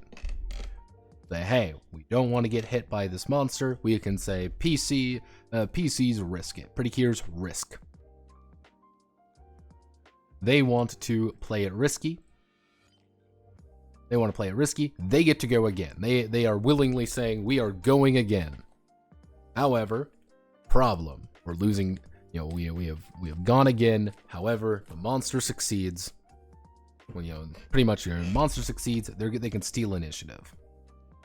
So it's kind of that idea of like, actually, that's, okay, actually, no. Here's the thing. Here's what we can do.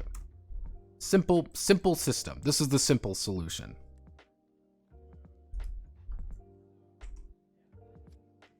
Simple solution. PCs go in any order, monster goes, we repeat.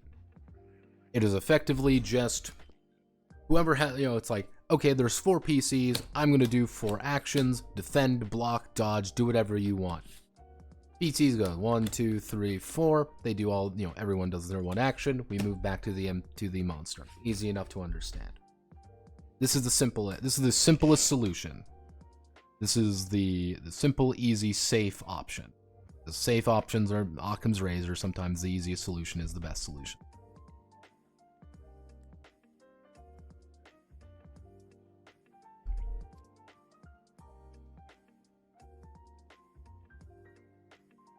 Give them a second use of the spell. Yeah, that's what I was thinking. Because what you can do with the idea of the link system, what we can do is that if you're standing in the same area as one another, you can do dual attacks.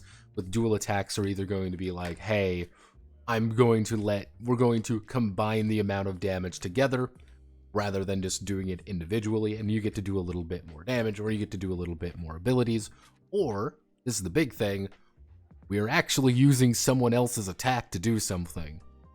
Oh no, this monster has really good block. This monster has really good block, and you have really good tactics. And this monster has insane block. It's going to be able to we cannot physically hurt it. And I have this, my super cool special attack is a physical attack. It is a fight attack. I cannot hit it though, because you will block it very reliably. You're standing in the same area with someone else's special attack, and they say, hey, let's combine our special attacks, because mine is a blast attack. So now the monster needs to block a blast attack with his shield, which may not be as good, but also take the block damage, also take the special damage. So it's kind of that idea. Playing off one another.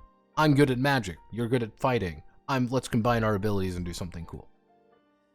We're both using our abilities, however, we're doing a lot more damage than we might normally.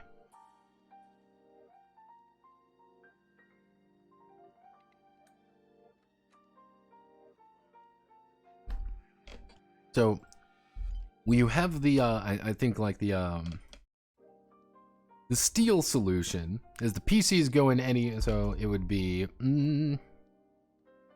so the PCs, it would be PC's action,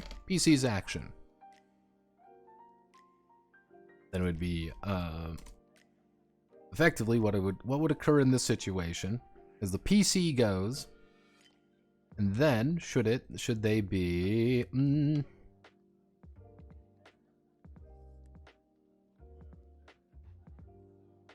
should they be countered, or something goes on, the PC fails. PC fails or something, PC fails / PC fails / is countered by the enemy, and then the monster goes. However, counterpoint,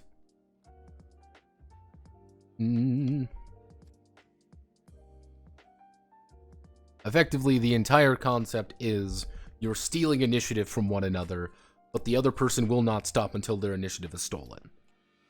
And it's like, okay, how do we steal? Hey, we failed my roll really badly. They've stolen the initiative there. With the idea being, if we kind of do it out here a little bit, this is my really convoluted way of making this look half decent, which would be,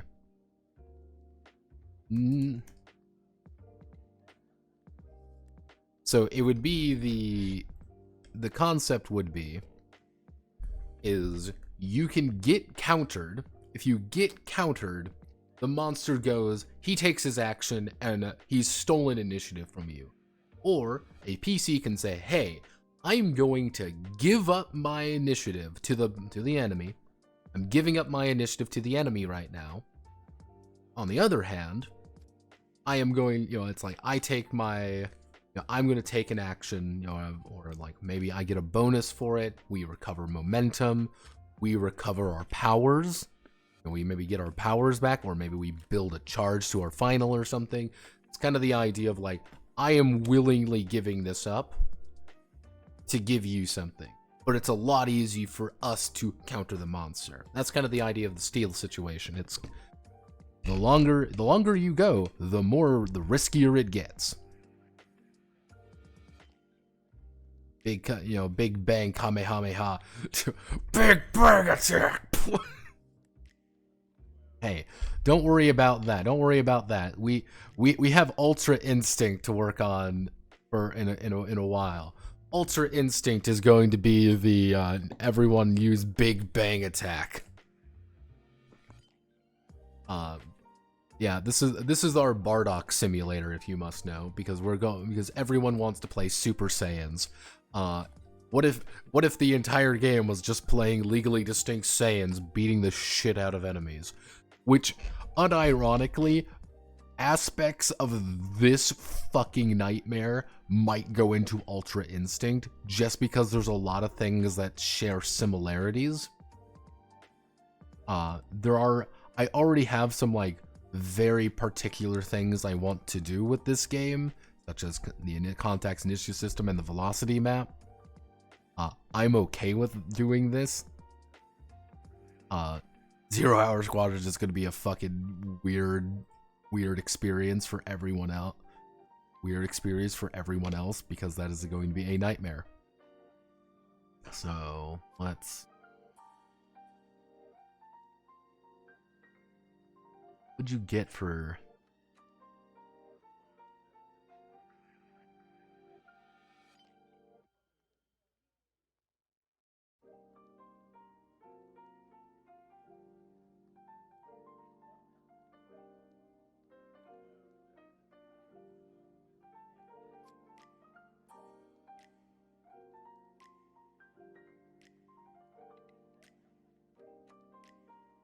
I think this might be it.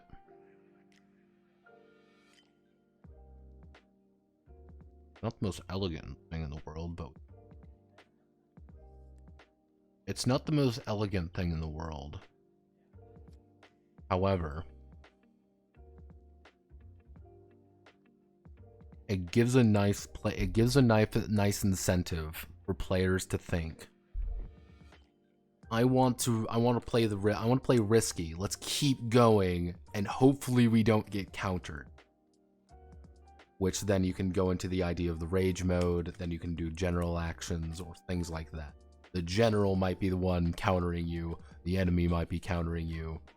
And it's like, hey, we keep getting able to do things. We're burning all our special actions and stuff to do things.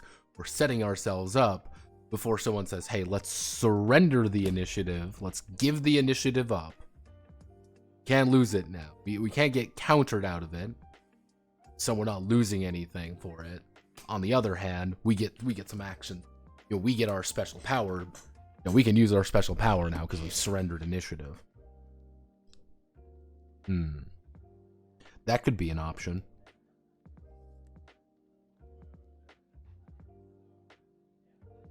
Instead of starting with your special attack or any consumables or even your finisher, you have to build up to it.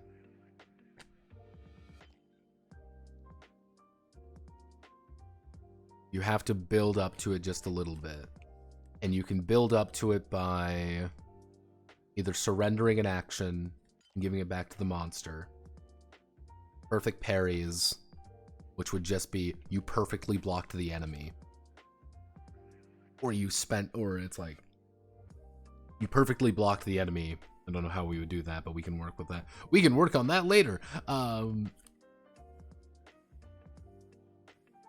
You've stolen initiative back. Everyone gets a little, you've been able to increase it a little bit. Or maybe we can tie it to doing scenes well.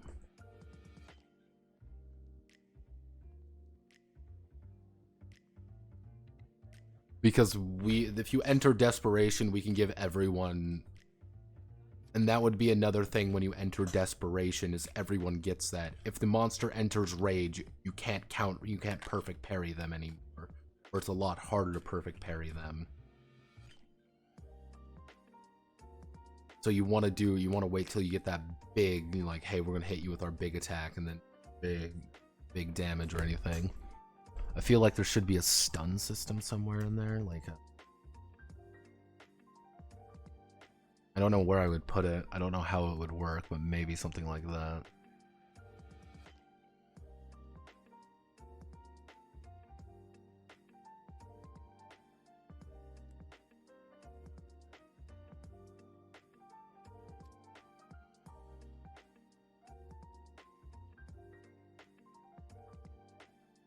Stun by team attacks. Yeah, I was thinking about, like, here's another risk mechanic idea. You can finish monster only with a finisher move and only when momentum is high enough. But to use a PC, you have to surrender initiative, and monster can fight back and move momentum. So they can risk with barely enough momentum, help to block his attack, or get momentum higher than needed. Yeah, that's what I was thinking. Is kind of like, if you go all out and you get like a really high momentum bonus, and you are doing really well, and you already have that like insane advantage, then cool, you have an insane advantage. You can surrender initiative to the monster, then perfect parry back.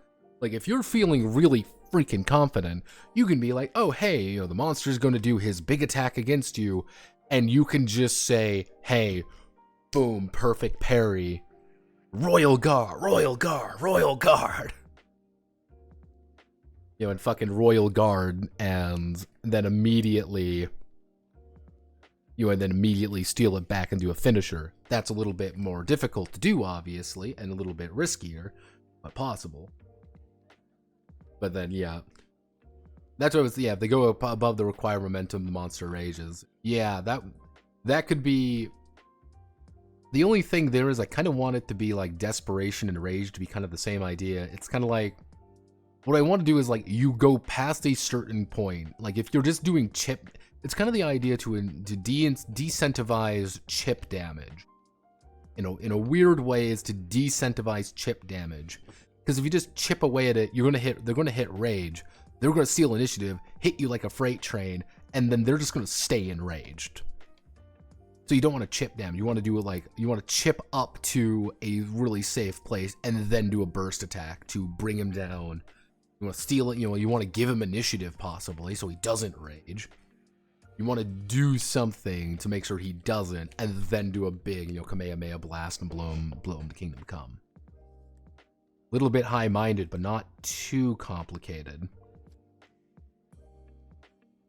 Stunned by team attack. Yeah, I think staggering, the idea behind staggering would be kind of like, you've done enough damage, like it's kind of like a weird perfect way of blocking an attack. That would be my way of doing it. Like, hey, you've done, like, you were defending or whatever. It's just like, we're going to now attack you. Like, hey, we staggered you, we've punched you out of it, we've guarded you, now we get to do this. Or it's like, hey, we get to knock away one of your actions possibly. So instead of doing 4 actions or whatever, after the Turtle Hermit blew up the moon. Xenoblade chains for stuns. Oh no. Yeah, fucking chain attacks. Don't get me started on the chain attacks. People have approached me to wonder how to do a chain attack, and these things can get incredibly detailed. We're already dealing with a little bit complicated because remember, our demo is 8 to 12-year-old girls. Like,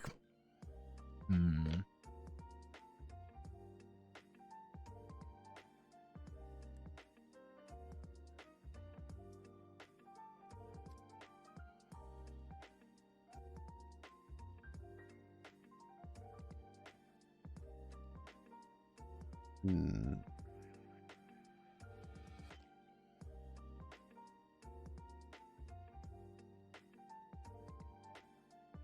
Elemental affinities? Nah, I ain't that good.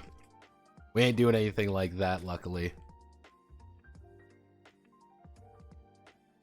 We're like stunning it to hit him with like Royal Guard, Swordmask, Royal Guard, Gunsling, Royal Guard, Royal Guard.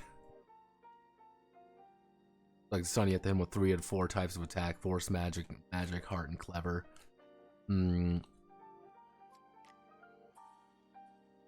Alternatively, we could just do the idea that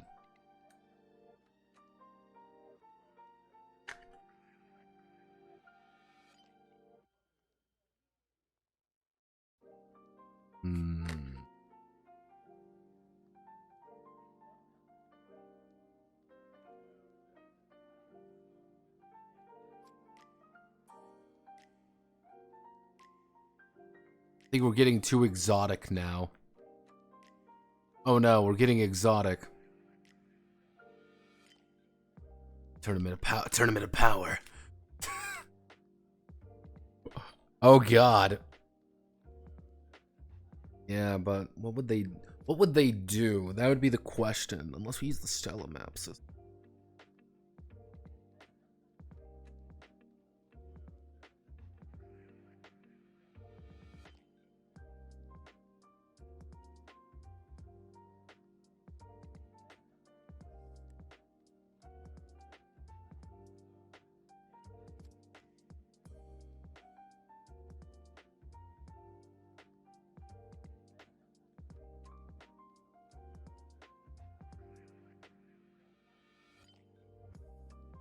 What do they do?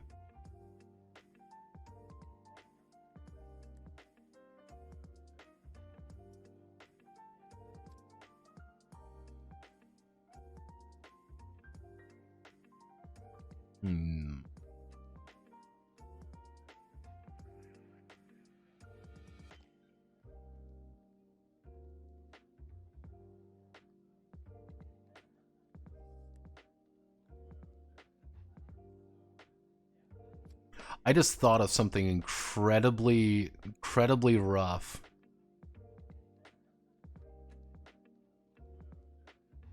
Not quite that, Mara. Even we can do it one up. We can actually do this even worse.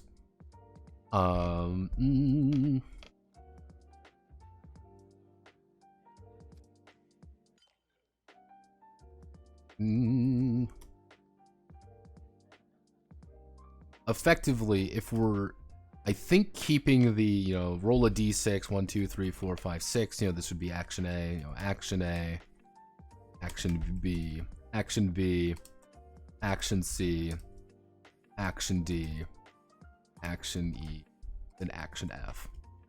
So if we're doing this, you've been hit, the enemy's been hit by a big attack. They've lost action A. They have completely lost this action. They can no longer do it. Anytime they would roll a 1 now, they do nothing. They are effectively open.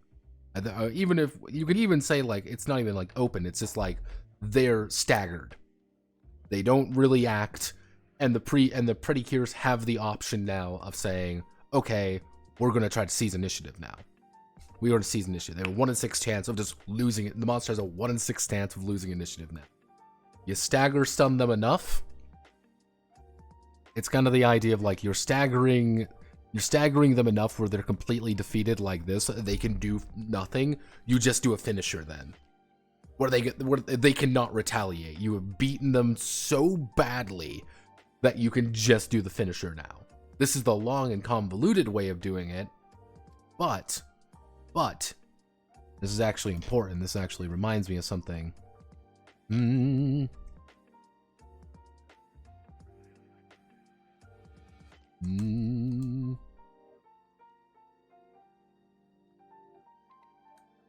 we go. If you get knocked down to desperation repeatedly, and you have to start using your finishers to get out of it, because you just add a shit ton of momentum, you now still have a way to get out of it.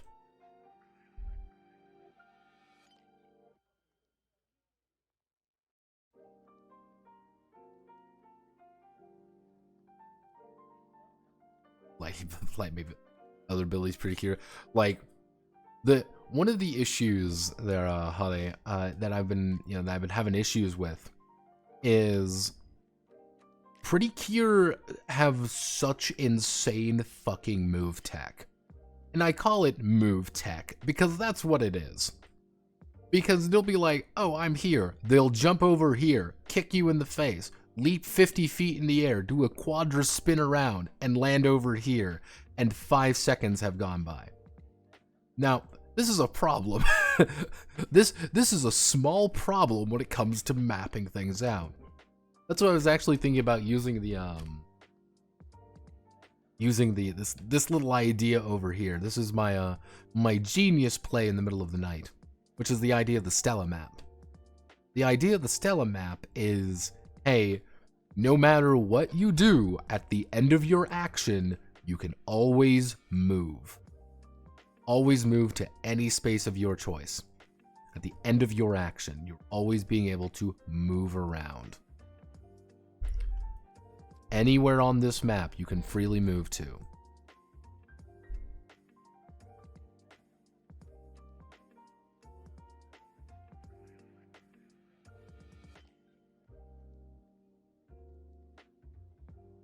Staggering super rage module by chance to ult. Not bad. Yeah, we can do something like that.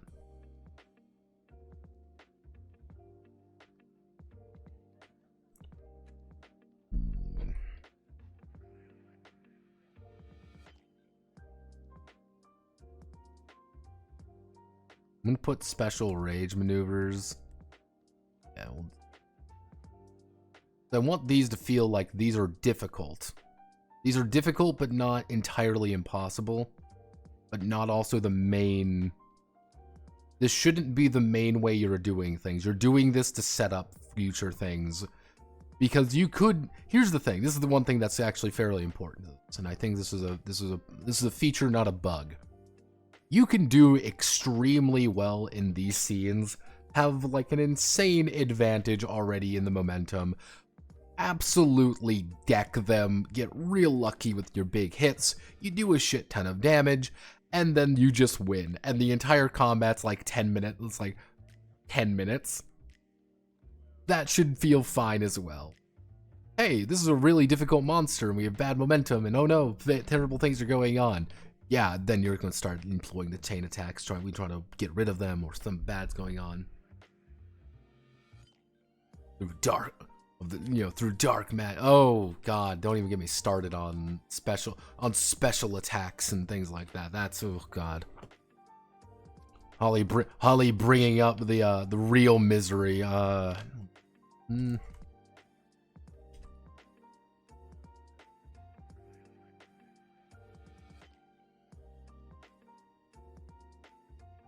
Because there are special attack monsters with special attacks that you would have to worry about. Unless I do like a...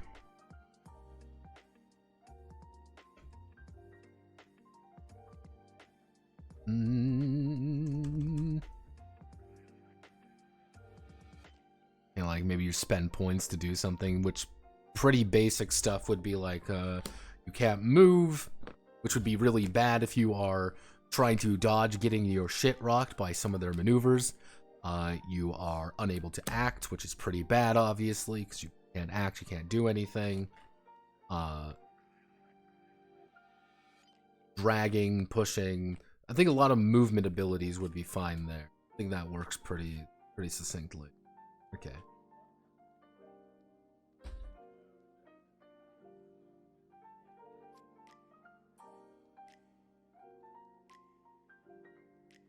Man, I missed it.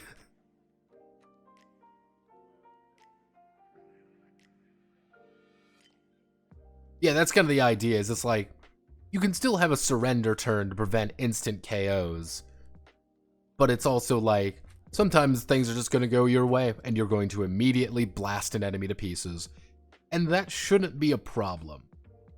I think that's an important thing. That is okay. And you the GM might say, shit, I've done everything right and I wanted to have a cool big fight and all this jazz. But hey, You guys played out a lot of scenes together. There was a huge section of time where people were just talking and role-playing and having fun, obviously, because they did a bunch of stuff, and we had a bunch of successful scenes. We interacted with all the characters involved. Oh no, we've got some background lore. We've got some new characters showing up. We have new friends and all of these things. It's just like, yeah, the combat didn't last too long, but we saved our friend really quick, and that's all that matters. Boom, done. I think that's okay. Imagine a familiar question. Are there some rules? Somewhat. This is the idea of the playset. Playset's not the perfect name for it, but pretty much a session 0, when you first start the game, everyone is going to effectively write out the calling it a mood board would be a little bit weird, but kind of literally doing the series pitch. We're the Cures, oh no, what's the general gist? Oh no, magical land of fairyland has been conquered by the forces of evil, and the kingdom of darkness. But oh no, the fairy princess has, the princess of the fairies has fled to Earth, and she is now living among the people, trying her best to save them. However, she needs help. The forces of darkness, the Dark Kingdom, is trying to come over and destroy Earth, hunt her down. She has recruited a bunch of her fairy friends to recruit a bunch of Pretty Cure to help defend her and restore her to the fairy throne or whatever. She goes out there, and now here's our Cures. We have Cure Phoenix, Cure Mermaid, Cure Selkie, I don't fucking know. Cure fantasy creatures. Cool, they're helping us. She's our new best friend. Who are the fairies? Who are our helpers? Who are helping us out? Well, they're the fairy court, the fairy court, and they're all tiny little chibi, marketable plush versions of that mystical creature that we're working with. And oh no, who's the evil group? Well, it's the Kingdom of Darkness, ruled by the great king, the great king of evil, great King Entropy, and his multiple generals are all comically evil, all showing up to bring forth the weekly monster, which is drawing out the evil of people's hearts. Or the malicious nature of people, or badness, sadness, and all the terrible other things, to build them up into terrible, terrible nightmares. We need to fight the nightmares. How are we going to fight the nightmares? By using the Cures. Boom, done. Playset finished. Write it down. That's kind of the playset is going to be effectively chapter 1, and it feeds into what your PC should look like. The first transformation. Exactly. That first session should be, you've been transformed for the first time. You're leading up to that scene where you are being transformed into a creature, or into a Cure, into a Pretty Cure. You fight your first enemy, and I would even suggest like that first session 1 for the entire group should be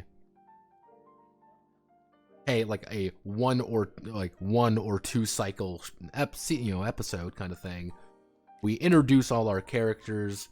We kind of see what their relationships are with one another. Oh no, here's the mysterious transfer student who is really sickly. And oh no, she's being attacked by someone. We've rushed in to help her because we're good people and we want to protect her. She's given us our first time. Sounds a bit noothy. Yeah, it's generally speaking, what I mean by like cycle, literally everyone could have like a little role play. First time sounds a bit dirty for a 12 to 14 year old. Yeah, there's no good way of word. Silent Spartan. There's no good way to word it, but that would be generally speaking like, oh no, our new best friend that has shown up is being attacked by a fucking satanic monster. We're gonna rush into help. We've been transformed to Pretty Cure. We're going to blow up the monster because that's who we are. We blow up the monster. We say, hey, what the fuck? We're Pretty Cure now. And she's like, oh no, I want to help people. Like, oh, I'm actually the secret fairy princess or whatever. Boom, done. We've helped our friends. We're good people who do good things for good reasons. End of episode 1. We might have a larger epilogue scene. But yeah. Ugh. Ow.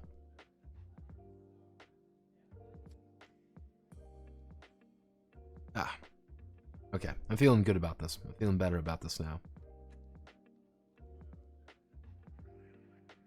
Okay, but I don't like where this is going, Spartan. I don't like where this is going at all. If you say what I think you're going to say, I'm going to say no.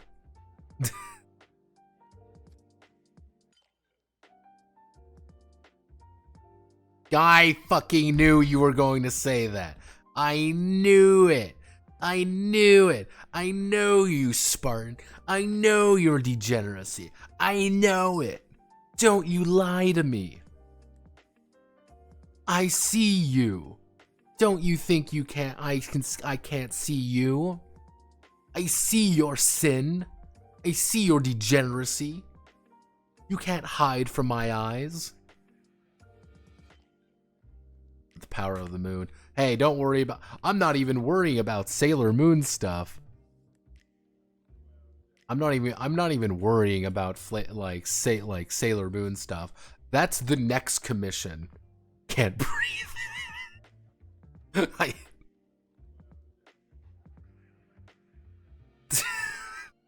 I can see your sin.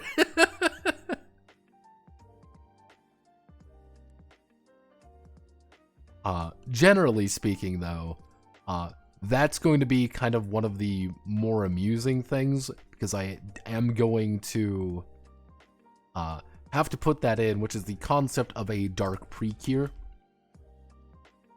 Because most of them do have dark precure stuff, which is going to be a little bit different because, I don't want to word it. A dark precure is going to have all of the same tools you have, and is going to be 10 times deadlier.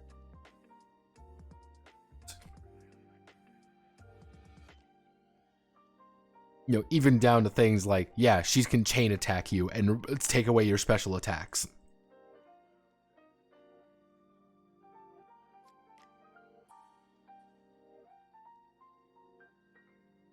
God. Gosh, all of you. None of you are free of sin. Not one of you. Not a single one of you. Alright. I'm gonna call it here. My voice is giving out, and I still need to record a video. How do we make bosses more challenging? Generally speaking, bosses would just be built with a point buy system, I'm thinking. Just, you want a stronger boss, give them more points, which is gonna give them more momentum when they do hit. So they might do a big attack, but it's also like, yeah, you just got a perfect dodge. That's all it would be. They would just have bigger stats. And technically, all you could do is just scale up every enemy to however you want them to be. So if an enemy is, if you make an enemy that you feels a little bit fucky-wucky and it ain't doing too hot, just give them a few more dice and they'll be fine. So I see one problem. What is it, Mara? What's up? That never gets old. Never gets old. Thank you very much, Holly, for saying it. Putting 3 into defense is kind of mandatory. Not really. Not really. Because the idea is putting 3 into defense really means you aren't doing anything else. That would be kind of the big thing there, and you're still going to be weak in something. And it's, my goal there would be, you should always be maintaining aggression. Because if you're defending, you aren't moving. That's what I was thinking about with the Stella map, is if you are not active. Yeah, I mean, I doubt the target. Yeah, again. But again, we have to remember the true audience. The 18 to 35-year-old men. But, yeah, that's something I'll probably have to look at. This is still pretty early, don't get me wrong. This is still a very early situation. But we'll take a look at that. Because generally speaking, putting 3 into defense... Putting a 3 into defense means you have to put a 2 or 1 elsewhere, which is kind of painful. Anything with the 1 in it has your lowest stat of 2. Anything with it. So if you're like, oh, 1 into personal, congratulations, you're not going to do very well in these scenes. You're going to do exceptionally poorly, in fact. You're like, well, I'm just not going to do anything. Well, congratulations, you're doing non-scenes, which is building momentum. If you have really low combat, on the other hand, you can win defense, you can win back, you can successfully get initiative. You can't do anything with that initiative, though, with the downside being that they can counter you a lot easier. So that's kind of the push and pull there. It's kind of like if you are really high defense but really low attack, all you are doing, you are being forced to work with your friends effectively. And on the downside is you can't protect everybody. And that could be an interesting situation for you to deal with. You can't protect everybody.